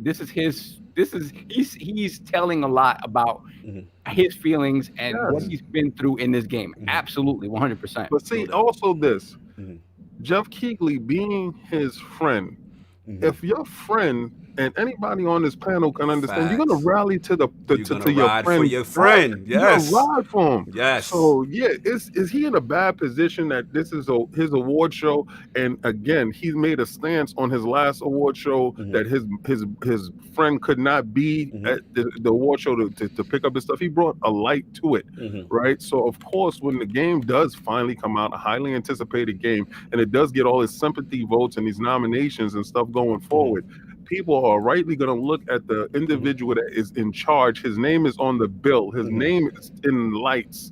All right. So what about King? The people that say when he came out with a statement, he said, "Look, I don't vote. I don't vote." So it's not a sympathy. Like, I don't. He's basically saying with his Twitter, he's literally responding to people directly on Twitter and saying, "I don't vote." What do you say to that? Right. Look at Rich and Review Tech. Right. And I got a chance to watch his video. Ooh, fire video.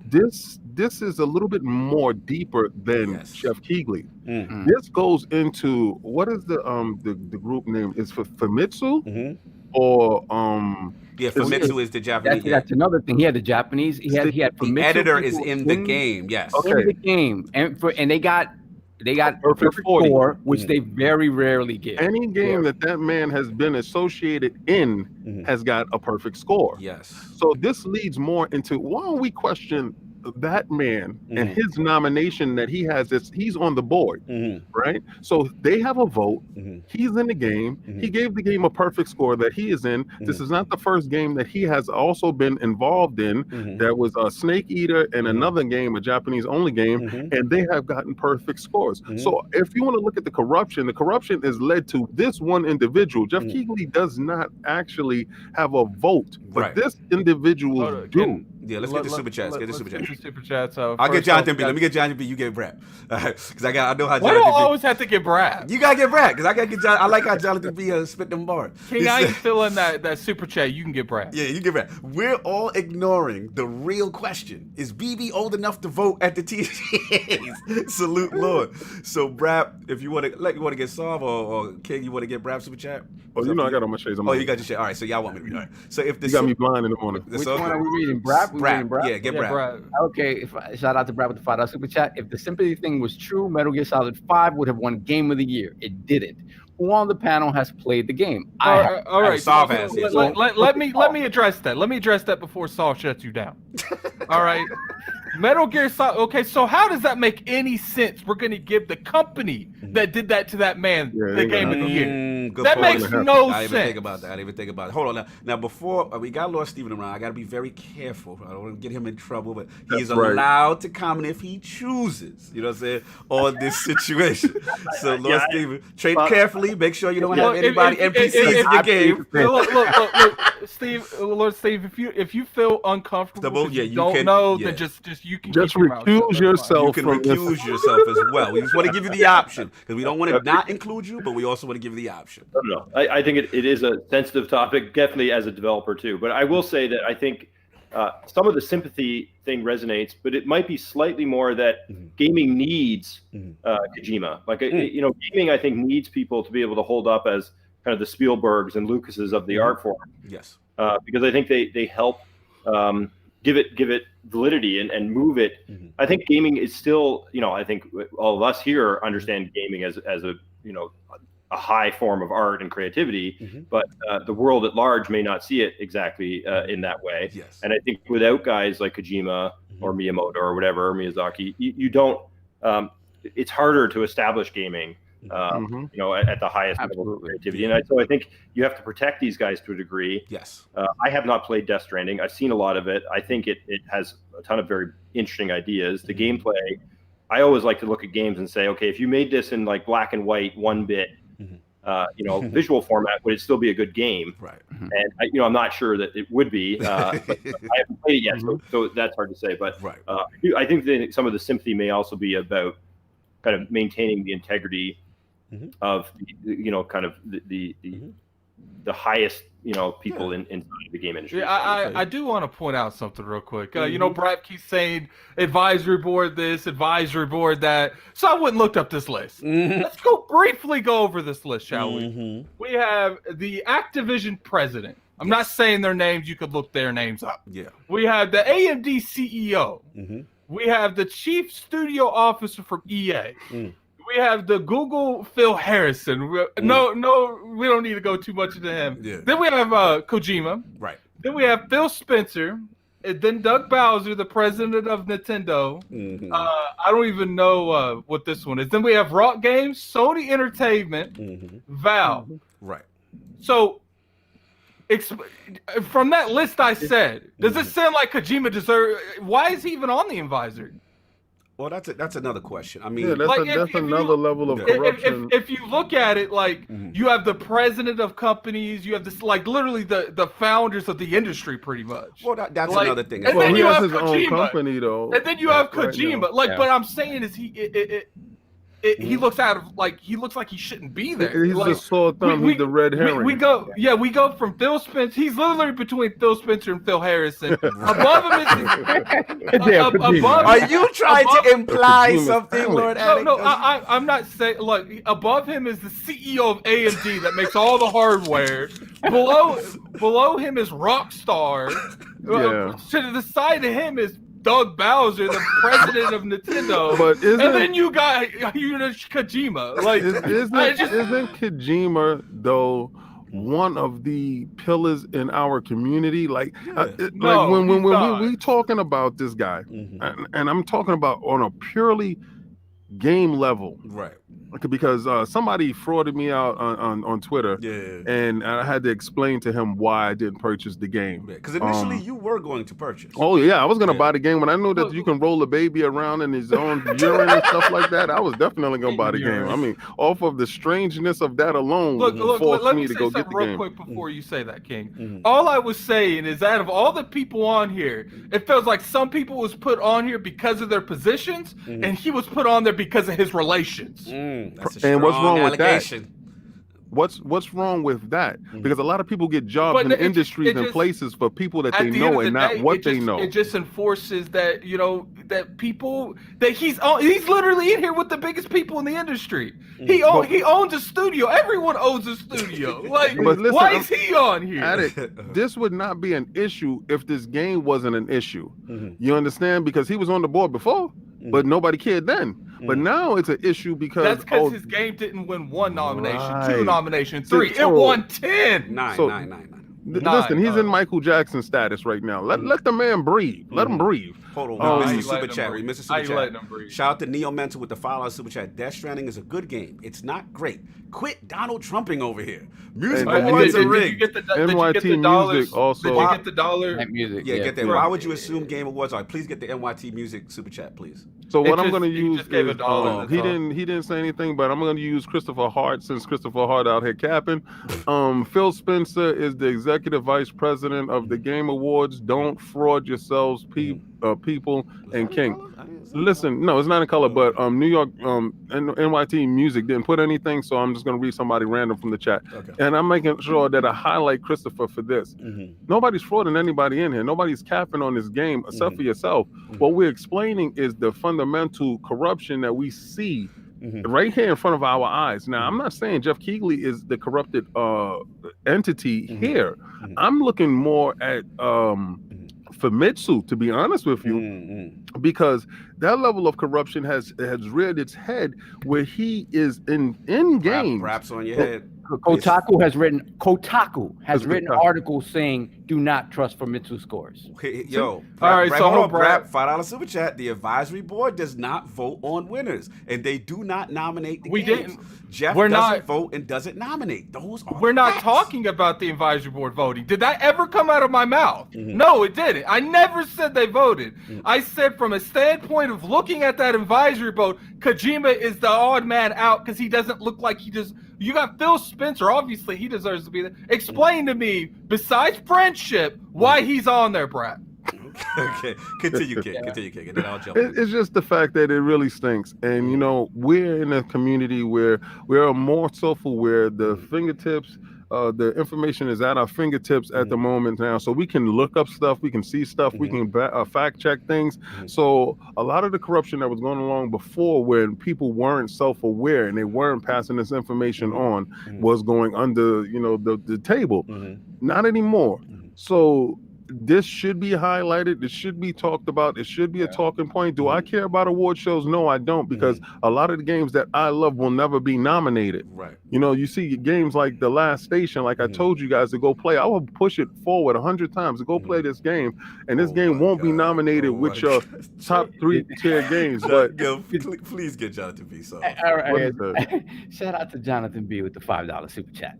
Martin Luther Kojima Jr. I'm dead. Run. Our children are able to play games in peace due to his courage. Oh my Lord! Oh my God! Oh my God! Hold on, $5 super chat. Addict, show me on the doll where Kojima touched you. Yo, they going at you.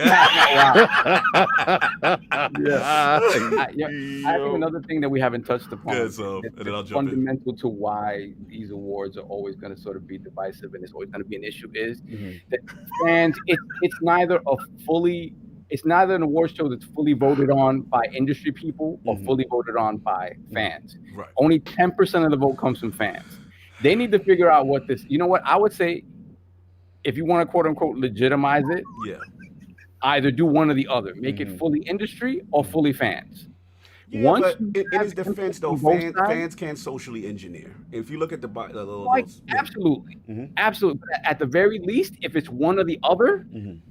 you know what those Sovereign red want to flags are. know. We want to peg down the blame. See, For Sovereign sure. wants to take away the ambiguity of the whole There's this situation. mad ambiguity, right? Hey, thank you, sir. And he definitely want to put the finger on the forehead of the wrong party.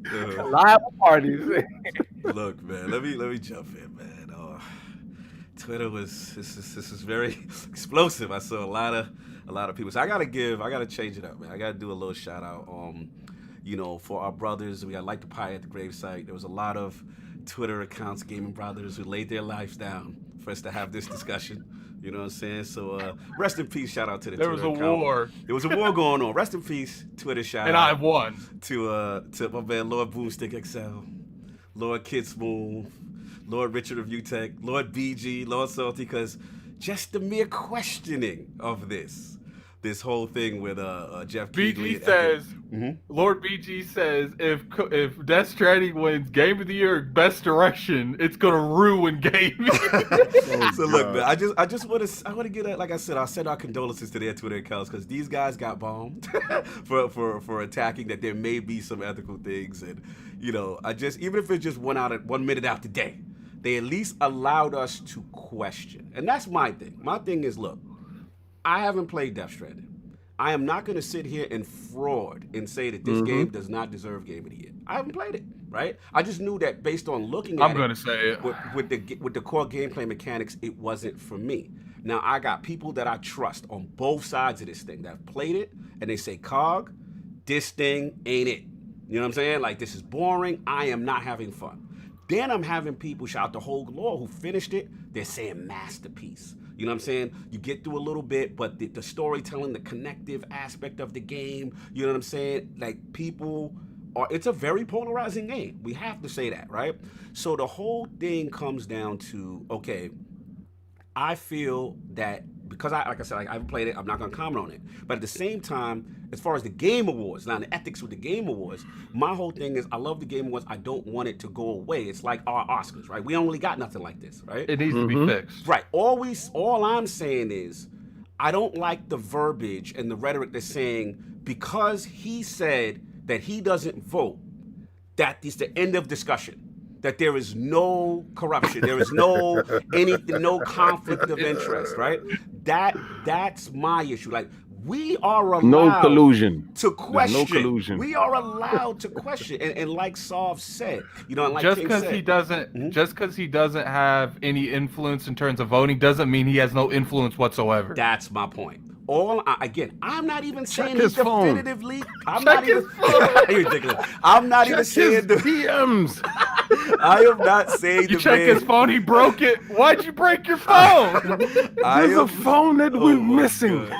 I am not saying definitively the man is engineering awards for this show and for He's Death rigging Stranding. it. I'm just saying that the optics don't look good when, one, you are the founder, producer, and host, right? That's his man. His man we get deserves that. those. We get that, right?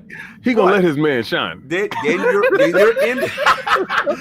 you're in the game. Shine away. Okay, that's number one. Number two, like Saab mentioned, Famitsu. You know what I'm saying? This revered outlet for reviewing games that rarely give a game a perfect score.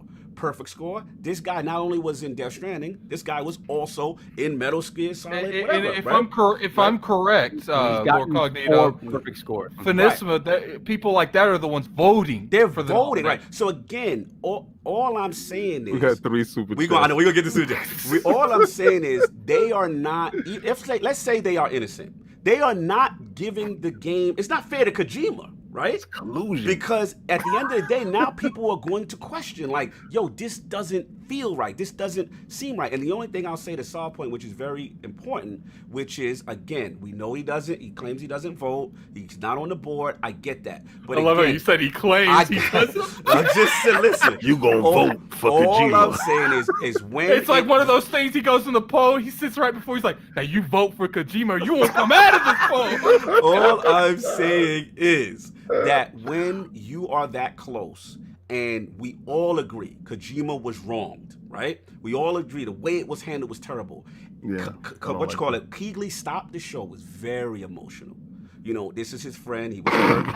And he was very emotional to the point of tears. He was very emotional. did you just making your point against him right now because he was emotionally invested in his man getting redemption? It's his redemption song. Right. He stopped the show to acknowledge and have a special song played for him after Kiefer Sutherland went up to get the award. Because we all knew these super chats. I know. I'm almost done.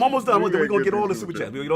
So the whole point of the matter is we cannot deny, because he stopped his own show for this, right, that he has influence. That's all I'm trying to say. He has influence. Listen, I think the whole thing stinks from high heaven. But not to say it's just him. It's all over. The board looks bad, baby. It's just, let's get the super chats. Let's get the super chats. Let's get it there. Okay, so did you guys get Did you guys get Brat where he said he asked me? Yeah, we got that. Okay. You got Dizzy. So we have Dizzy. Dizzy with the $5 super chat. The biggest question should be Jedi Fallen Order launch on release date, but not nominated. Push to next year against The Last of Us 2 and Cyberpunk. Yeah. You know what? They definitely lose. And what's funny is Jedi could have won Game of the Year this year. Yeah, it was that good. But it's not beating them games next year. Yeah, had a shot. Shout out. I get the next one. Brat with the $2 super chat. I'm playing Death Stranding. It's top 5 of Game of the Year. Get the next one. Somebody. So we got a $2 super chat from Stitch. It says, fraud alert, fraud alert, fraud alert. We got a $2 super chat from Shroom Kingdom. Check Joffrey. Check Jeff's email service. Check Jeff's email services. Man, you're gonna have to just lay off me. Then we got a $5 super chat from Brat. Sony, Nintendo, and Microsoft help financially back the award shows too. Regarding Famitsu, they only have one vote to the other 79 outlets. Perfect call. Well, you know what? You know what, Brat? There's countless people that are saying this game in a negative light and still giving it a 10 out of 10. Forget about the Game Awards and Famitsu. The Famitsu problem is the 10s. Yeah, the 40 out of 40. Yeah, that's and they're not the only one that did that. Right. But also, we got another super chat. Cat Daddy Facet. Kojima is Jeff Splackerville? What is that? I don't even know what that means. Splackervelli. Oh, okay. Yeah. Those say shout out. Okay, so look, we got that part out. What time is it? I know we're about to wrap up soon. We almost. Yeah. I know. We ain't doing that today. I know. Look, obviously we have a lot, to say about this thing, and it's very controversial. So my whole thing is, again, we are allowed to question. That's just what I want to get across. You know what I'm saying? And then the only thing is about, the whole process. Like, as far as we all know, relationships and just being transparent. And the fact that, remember, the Famitsu guy, they had to find out. Like, that wasn't immediately transparent that these guys are in the game. You know what I'm saying? We know Conan O'Brien's in the game. That's another story. I'm going to get into that. You know what I'm saying? But at the end of the day, transparency, they need to do that. And then as far as the whole voting thing, you know what I'm saying? And I really want to get this point out, and I want to shout out Kotaku, because she had an I believe, Heather Alexandria. She made a great point. This is what she said in the article. She said, the Game Awards, like many other big award show, is a quagmire of potential conflicts of interest. It is as much a celebration of the year as games. It is an opportunity to bring in viewers to show hot new trailers and revealing big new games. The show is peppered with commercials and exclusive reveals from the same companies whose games are nominated for awards and whose members are on the Game Awards boards. And he said, of course, one look at the Hollywood reveals a similar situation. Anyone who's participated in the Oscars or Emmys might tell you, but there's a key difference here, and this is Saul's point. The Oscars and Emmys aren't associated with a single man. The Game Awards has existed since 2014 and has been produced, hosted, and promoted by Jeff Keighley. His public relationship with Kojima ultimately affects how people might read into Death Stranding's nominations and any potential eventual wins. That is the point here. Again, Yep. no one is saying definitively corruption, but And- ethics, Well, optics. Absolute power That's one corrupts of- absolutely. One of the biggest things I wanted to point out that I heard Soft say earlier is why do we only get 10% of the equation here? Right. Like, why? That makes no sense to me. That's like you're giving 90% to the people who gave this game a 10 out of 10 and stuff. Like, No, I get it though. I mean, listen, I read the review, the rules as to why they have the 10%, and a lot of it they say is social engineering. But I do agree. I do wish the fans had more of. then a it vote should on be like 70-30. It should not be Right. 90-10. Yeah. That feels like it's low-key trying to fix the race. Like, Right. that really does. You give the people that actually has a voice, you give them 10%. But you give the people that we just pointed out, the Phoenicians, like, they're the ones that giving this game at a 10 out of 10. Right. They're giving this game almost perfect scores and doing nothing but talking negative about it in the review. You're giving them 90. Yeah, I mean, it's interesting. And like I said, hopefully, this could be a teaching point for him moving forward, that he may need to remove Keegley from the show. I'm not going there. That he may need to recuse himself a little bit more. You know what I'm saying? Shout out to Brad for 2000. We need Jeff to produce the blue track. He's stupid. Well, at the end of the day, before we wrap this up, I'm not saying that Jeff's going intentionally and telling people holding the gun to their head, you vote for Jeff or you vote for Keeley or you're done. Yeah. I'm saying that the whole system needs to be reworked. Right. I feel I'm like not saying that he's not doing it. I'm just saying. I'm just saying it just looks stinky. I feel like It just looks Jedi. stinky, looks I sus. feel like Star Wars. It coming out on the 15th, it being so highly rated. They should have look, we're gonna have to make an exception. We're gonna have to wait a couple days so we can put that in there because we know our fans want it. No doubt. I feel like there was multiple things like the fact that Stranding on Action eventually. I don't think anyone is going to be happy with award shows. All right. Yeah, of course. But this is the worst one I've seen in a long time. Listen, I just like trailers. So to new games, I like to focus on new stuff coming out, and I don't care about what somebody else votes for what. Because at the end of the day, I'm gonna vote for whatever I like. I gotta. What? Hurry up. I'm gonna read this. Let's I go. low key. Okay, this is from Cat Daddy Fat. I low key want Death Stranding to sweep besides the new game announcement. The awards are boring. Death Stranding is the best thing to happen to VGA. I will say this is probably the most polarizing game I've ever come across. In I want to go over the panel real quick. Just say your quick thing. Yeah. If Death Stranding wins Game of the Year, what do you think the reactions are gonna be? Oh, Twitter's gonna burn. That's my prediction. Twitter's gonna burn. It's gonna be a mess. It's gonna be hot out here in these streets. But look, we gotta move on.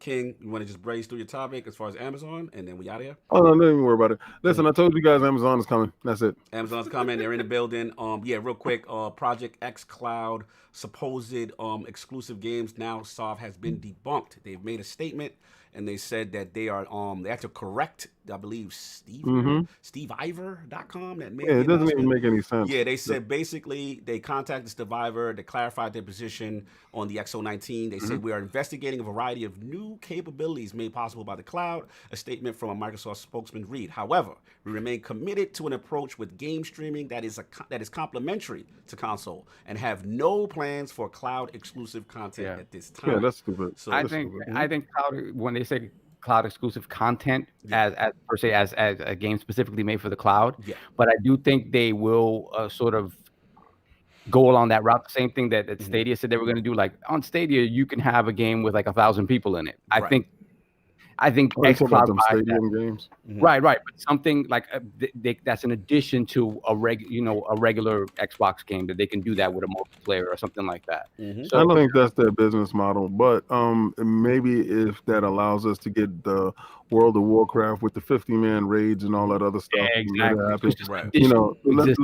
Let the power of the cloud shine through, because now we are seeing all these plans that they put into place.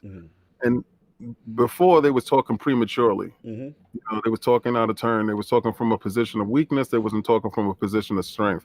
50 laws of powers, people. What you have to understand, you never talk out of turn. You don't talk until you're ready. You never let someone force your hand. And this is what I'm talking about when I see things happening. Mm-hmm. But I believe he just talked out of turn. But those stuff will come to fruition later. I actually agree with that too, and I just think, obviously, I think King, you were onto something. We know, a lot of these services and stuff like that is in preparation. We call them affectionately, Lord Stephen, the White Walkers of Google and Amazon. The streaming wars. We feel that guys are combining forces with Microsoft Azure Cloud. We see Sony has jumped on board, so we're doing our little Game of Thrones references with this whole streaming wars thing. Amazon, I think, is a serious threat. I do think, I work in IT. AWS is very widespread. As far as, we already know about Amazon Prime and the infrastructure on the storefront. Obviously, King, you've been playing Fire Tablet stuff in games for a while. Yes. We have to see how serious they commit, to that.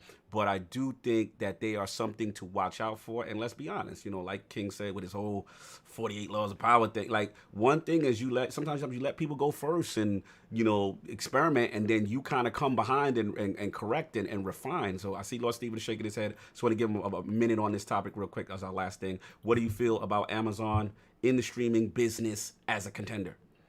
I think from a company perspective and infrastructure perspective, I don't think anyone is better set up to succeed at cloud anything than Amazon, right? Like they longer, they definitely have all the infrastructure. They know how to do it. Mm-hmm. They unfortunately don't know much about gaming, right? Maybe that was smooth. That was smooth how you said that. Well, they kind of have like that. They have that game engine they bought. I don't know. They have a game studio they started up. I don't know how successful they've been. So whether they know how to navigate from a marketing and kind of packaging perspective, the waters of gaming, I think will remain to be seen. Mm-hmm. But AWS, as you say, is very strong. They have the technology to do it. So it's definitely possible from that perspective. But, Microsoft, for the most part, is caught up with Azure. Yeah. AWS definitely had a head start, but I think Microsoft's caught up. And Microsoft, and definitely Xbox is first and foremost about gaming. And so I think they have a bit of an advantage. No doubt. Shout out to Lord Stephen. Yeah. My biggest concern with these larger corporations, they seem to be hollow and soulless, right? Mm-hmm. And they fill up their coffers with those people that do have those souls and stuff like that. Because let's say, this is what I'm saying, God forbid, I love you in Game Pass, but let's say, God forbid, Amazon comes and knocks on your door and give you that offer that you can't He's refuse. locked in contractually, sir. No, I'm talking about for right now. He's locked in. He's locked in. We're not going to do that. We're talking about on future IPs and stuff like that. Okay. I see. If these individuals see that excellence in your game, because your game is excellent, and they see the excellence in your game, and they recognize that, what's to stop these dudes from coming to you, knocking on the door, and dropping that bag down and starting to buy up a whole conglomerate of independent developers that are independent at the moment right now, and forming their own banner. So, but like you said, the only fear is that the lack of direction, the lack of focus, and then you don't understand where they're going with it. Whereas these bigger entities, as far as Microsoft in the gaming space, Microsoft, Sony, and Nintendo, they have a focus. They have been here. They have been able to deliver product, and they can give you a better, clear view going forward. If they don't invest in you and these dudes invest in you, that's the biggest issue that we fear at the moment. That's what I think it's a good point, actually. And I think I don't know if you guys have seen that movie Thank You for Smoking, but there's that one scene where the former Marlboro man is trying to sue the tobacco companies, and then Aaron Eckhart's character comes in with a big gigantic suitcase of money and he dumps it on the ground, and he's like, well, if you don't want this, I'll just light it on fire. And I think it's easy for me to say, well, I would definitely stick with A versus B because I'm more whatever, but I think it's a totally different thing to be faced with that situation and really be able to, we call it backing the truck up. That's what we call it. Yeah, right. It's don't you guys remember the podcast where we talked about low-key taking bribes? It is what it is, but I also see the predicament that everybody is looking at when it comes to these streaming wars and what's at stake, to be honest with you. Maybe these guys don't understand it, the younger generation, but we've been here long enough to understand the comings and goings of certain companies. Yes. And you've actually been behind the desk of being the head of companies and stuff like that. And you yourself are the head of your company now. So you have to navigate going forward. So in these uncertain times, we want to see certain things happen. We want to see certain companies thrive, but these bigger entities, as far as Google, Amazon, Netflix, and stuff like that, that have the streaming capabilities to get this stuff to your house, they can take over. And where do we stand then? You know? Yeah, absolutely. That's my opinion. It's going to be interesting. Go ahead, Stephen. I was going to say is, hopefully at the end of the day that the consumer still has enough power, through their decisions of, which subscription services they support or don't support, right? To help influence things. But I think it's always a tough balance between, the corporatization and the kind of hyper, materialization of things versus the desire and need to have fresh new thinking as well as fresh things to enjoy from all aspects of life, right? Whether it's games or politics or whatever. And so I think that balance has to be maintained. I think that sometimes that balance gets out of whack, and I think right now you hear people talk about the inequality gap a lot, and I think that that's not a good thing, right? I think that you effectively are living in a monarchy, right? But it's just done in a different way, and I think that's not a good thing. The free market works when there's competition. It doesn't work when there's brother. Absolutely. Around. So, I think all the different streaming services are interesting. I think it's going to be really. I wonder if what we'll get back to is, like when we were kids, anyone in their 40s, there was like a handful of TV stations, right? Yes. Yeah. And then there's like this explosion of TV stations. Yes. And the cable companies do, right? They consolidate these TV stations into different packages, and then you kind of feels like a couple of TV stations again because it really. You only watch like the 3 TV stations are being brought into a package, and you're going to get the package or the movie package or whatever. And I wonder if that will just happen again with these streaming services. Like eventually, they'll all get consolidated under certain banners, and then you'll buy I'm interested in action movies versus dramas or whatever, and it'll come full circle again. I don't know, but it does definitely seem like things travel in waves, and it's great when you're at the start of a wave because it's all fresh and no one what to do. It's kind of sucks away when everyone's kind of boxed it out and figured out how to squeeze all the juice out of it. So it'll be really interesting to see. Very interesting to see, man. So like I said, Amazon's the new player in the Very building. well said, sir. Very well said, sir. We'll see what happens. Obviously, have the Twitch integration, all that good stuff. But we are going to wrap up the show. Last thing we do is our poll question. So we got the new ILP poll with the recent controversy regarding Jeff Keighley's non-involvement regarding the Game Awards nomination process. Do you feel there are still ethical concerns in regards to Death Stranding's 9 nominations? The choices are A, no, Jeff doesn't vote on nominations, and this is only an issue for fanboy agendas. That's perhaps one. B, yes, Jeff Keighley is founder, host, producer with influence, impropriety. That's mine. Or C, I don't care. Y'all just mad Control took Jedi and Fallen Order and Gears 5 spot. That's Disney. That is the question. Those are choices. Please rock the vote when it goes up tomorrow on ILP Twitter. Lord Stephen Danton of UntoTheEnd Studios in the building. An absolute pleasure to have him in the room. He actually did the marathon, stayed with the Lords throughout. Wow. Didn't expect this. That was a super treat. First of all, thank you for coming into the realm. Where can the fine people find you, and what do you have going on, sir? The best place to grab me is on Twitter, just at UntoTheEnd Studios. I love, and it's also Steam discussions, probably the only other discussion place I'm at. I love chatting about games and game theory and game design. So if anyone wants to ping me on there, I'm happy to dive into things. No doubt. And then in terms of what I'm doing, working really hard, taking a little bit of a break for Christmas, going back to Toronto area. I'm actually looking forward to some snow. Nice. And, because I'm now in California and the weather's beautiful. You got to get that feel. You got to get that Unto feel. Exactly. I missed the snow. But I just want to say thanks again, guys. It was really a blast chatting with you guys. Thanks for the support, the love. It means a ton to Sarah and I. And I think at the end of the day, that's why we make these games, is for guys like you that are passionate about this stuff, and really appreciate it. And I think you're doing a great job with the podcast in general. It's really interesting stuff. And Thank you. Thank you so much, brother. Really means a lot. You have no idea. Like I said, continue on your journey. We will be tracking this thing, following you guys all the way to release. That'll be cool. Hopefully we'll get you back in the realm, once you actually get that street date and you're in Game Pass. That'd be great, man. I love that. Absolutely. Lord Addict. Absolute pleasure to get you back in the realm. Where can the fine people find you? What you got going on, sir?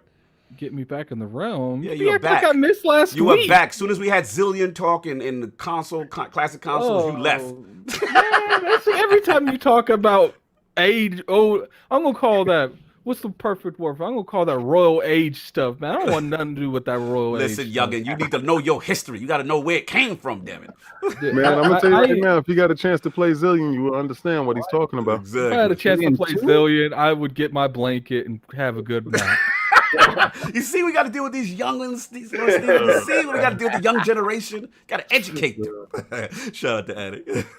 Yeah, you can find me on Twitter at Lord IOP. Oh, no, that's the not wrong where you one. at. That's not where you are. Lord Addict IOP. Okay, I'm still a little tired. You'll have to excuse me. Yeah, You can remember, find- it was a struggle today for him. You can find me out on YouTube at Gaming Addict. I will be releasing my Star Wars review Monday. Woo! Yes, So definitely look out for that. I beat it. Of course. And you can, I want to thank Lord Stephen for coming on here. I'm definitely gonna review your game. It looks like my kind of game. And I want to thank everyone for coming in the chat. Even Brat.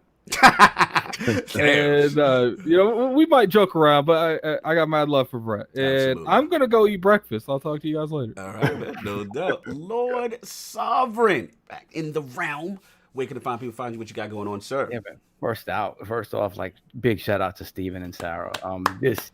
I'm absolutely so excited for this game. Everything about the game is for me. From the look of it, which is evocative of like another world and like below and inside and things like that. From the combat that in its simplicity kind of reminds me of Street Fighter back in the day, how we used to and even Tekken, like the first couple of iterations of Tekken where distance mattered and just things like that just it's simple but at the same time very deep. And then obviously the environmental storytelling with the music and the ambiance. Everything about this game screams me. I'm so excited. I'm so glad that you guys are in a position now where you can worry about the art, not worry about the money so much. Facts. Finishing the art. I'm so excited for you guys. I'm so excited for this game. So Thanks, man. Really thank you for coming through. Shout out to Game Pass, helping that. Yeah. We had to get that out there. You know what I'm saying? In that Switch version. Oh yeah, Switch version. Shout out to Switch version. Yes. Oh, God. It's challenging. It's challenging. Lord King suffering with multi-platform conversion talk today. People find you. What you got going on, sir? Okay, Lord Stephen, I would like to thank you and your wife for sharing your story today. It was truly beautiful and very powerful, and it also tells people that you and your partner can make it through things. So, trust me, that was a very great story, and because you're living it, but also Cognito with his dog determination. I'm telling you, I had to hear so much about this game. He's like, yo, I'm telling you, it has levels when you're fighting. It's like a fighting game, but it's like flashback. And he was so onto it. And then when it popped up on the screen, and then when he reconnected with you guys, also, I'm privy to the background. You're supposed to be on before. He's like, yo, don't worry. We're going to have them on. They're going to be on. And this day was so anticipated. Yes. I was so out of it today, like my throat, I'm out of it. But after I watched the vignette, there was no way in hell that I was going to miss this show today. That's right. Because you deserve that level of respect because all the hard work, even in the vignette, I'm like, my God, I got to play this game. Yeah. So when I saw it's coming to Game Pass, it allowed me to understand that, okay, we privy to certain things, but there's other people that are going to get a chance to touch your game and you're going to spread all over. And you will be remembered, you will be immortalized because I can see your heart in that game. Facts, man. No doubt, man. Yeah. So trust, I hope that you open up a whole new genre. I hope that genre is talked about, the Stephen genre, the Stephen and Sarah genre. You understand? And going forward, that stuff is definitely recognized because I do appreciate your time here. Guys, anybody that joined today, God bless. Thank you so much. We do appreciate everybody that joins the realm, part of the Patreon, part of the podcast. You guys sitting through us to 4 hours. and our retainership is so beautiful, and you guys in the chat are so nice to each other. Yes. I mean, y'all go back and forth, but it's not disrespectful, and y'all are very Facts. clean and very nice, and I do Facts. appreciate that, because what we pride ourselves on is family first, and today is the epitome of family first, and that was so beautiful. Facts. Well said, King. You can Well- catch us at you see King of Statues in the back. Go check that out. And Combat Talk is up. You know, check that out. And also watch LordCognito and Ibanez as they talk about what's going on with this. What was the name of it again? We got the Destiny, we got the Anthem, and what was the other? We talked a little Jedi Fallen Order too on last week.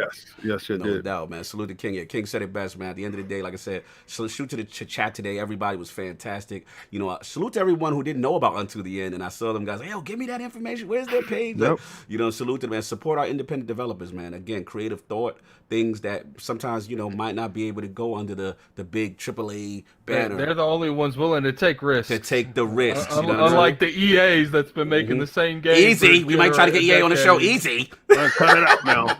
Easy. Don't mess up future guests.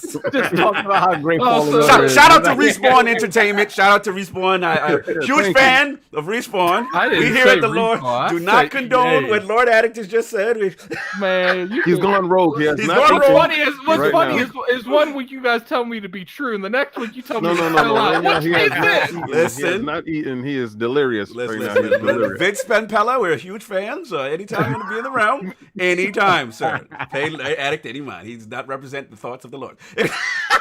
No jokes aside, no, but all jokes aside. Seriously, like I said, just to see the journey and to hear the story. These are the things we like to celebrate, the stories that you don't hear. You know, as gamers, sometimes we're selfish. Why isn't this game coming out? And we want, and all this other crap. And you really hear the truth behind these things. And that's the stuff we try to celebrate. So salute to that. Salute to the chat. Salute to subscribers. Again, the audio will be going up by Lord Kabatsu on all your major audio platforms later tonight. We'll have the poll up tomorrow. And lastly, please support lordsofgaming.net. Great articles, great reviews, more stuff coming in from the team. So please check us out. That's all I got. Before you close out, next week we're gonna ask LordCognito what he feels about Gears 5. Oh yeah, because beat it. Hopefully we gonna have that beat, man. That's his game of the year. Bye.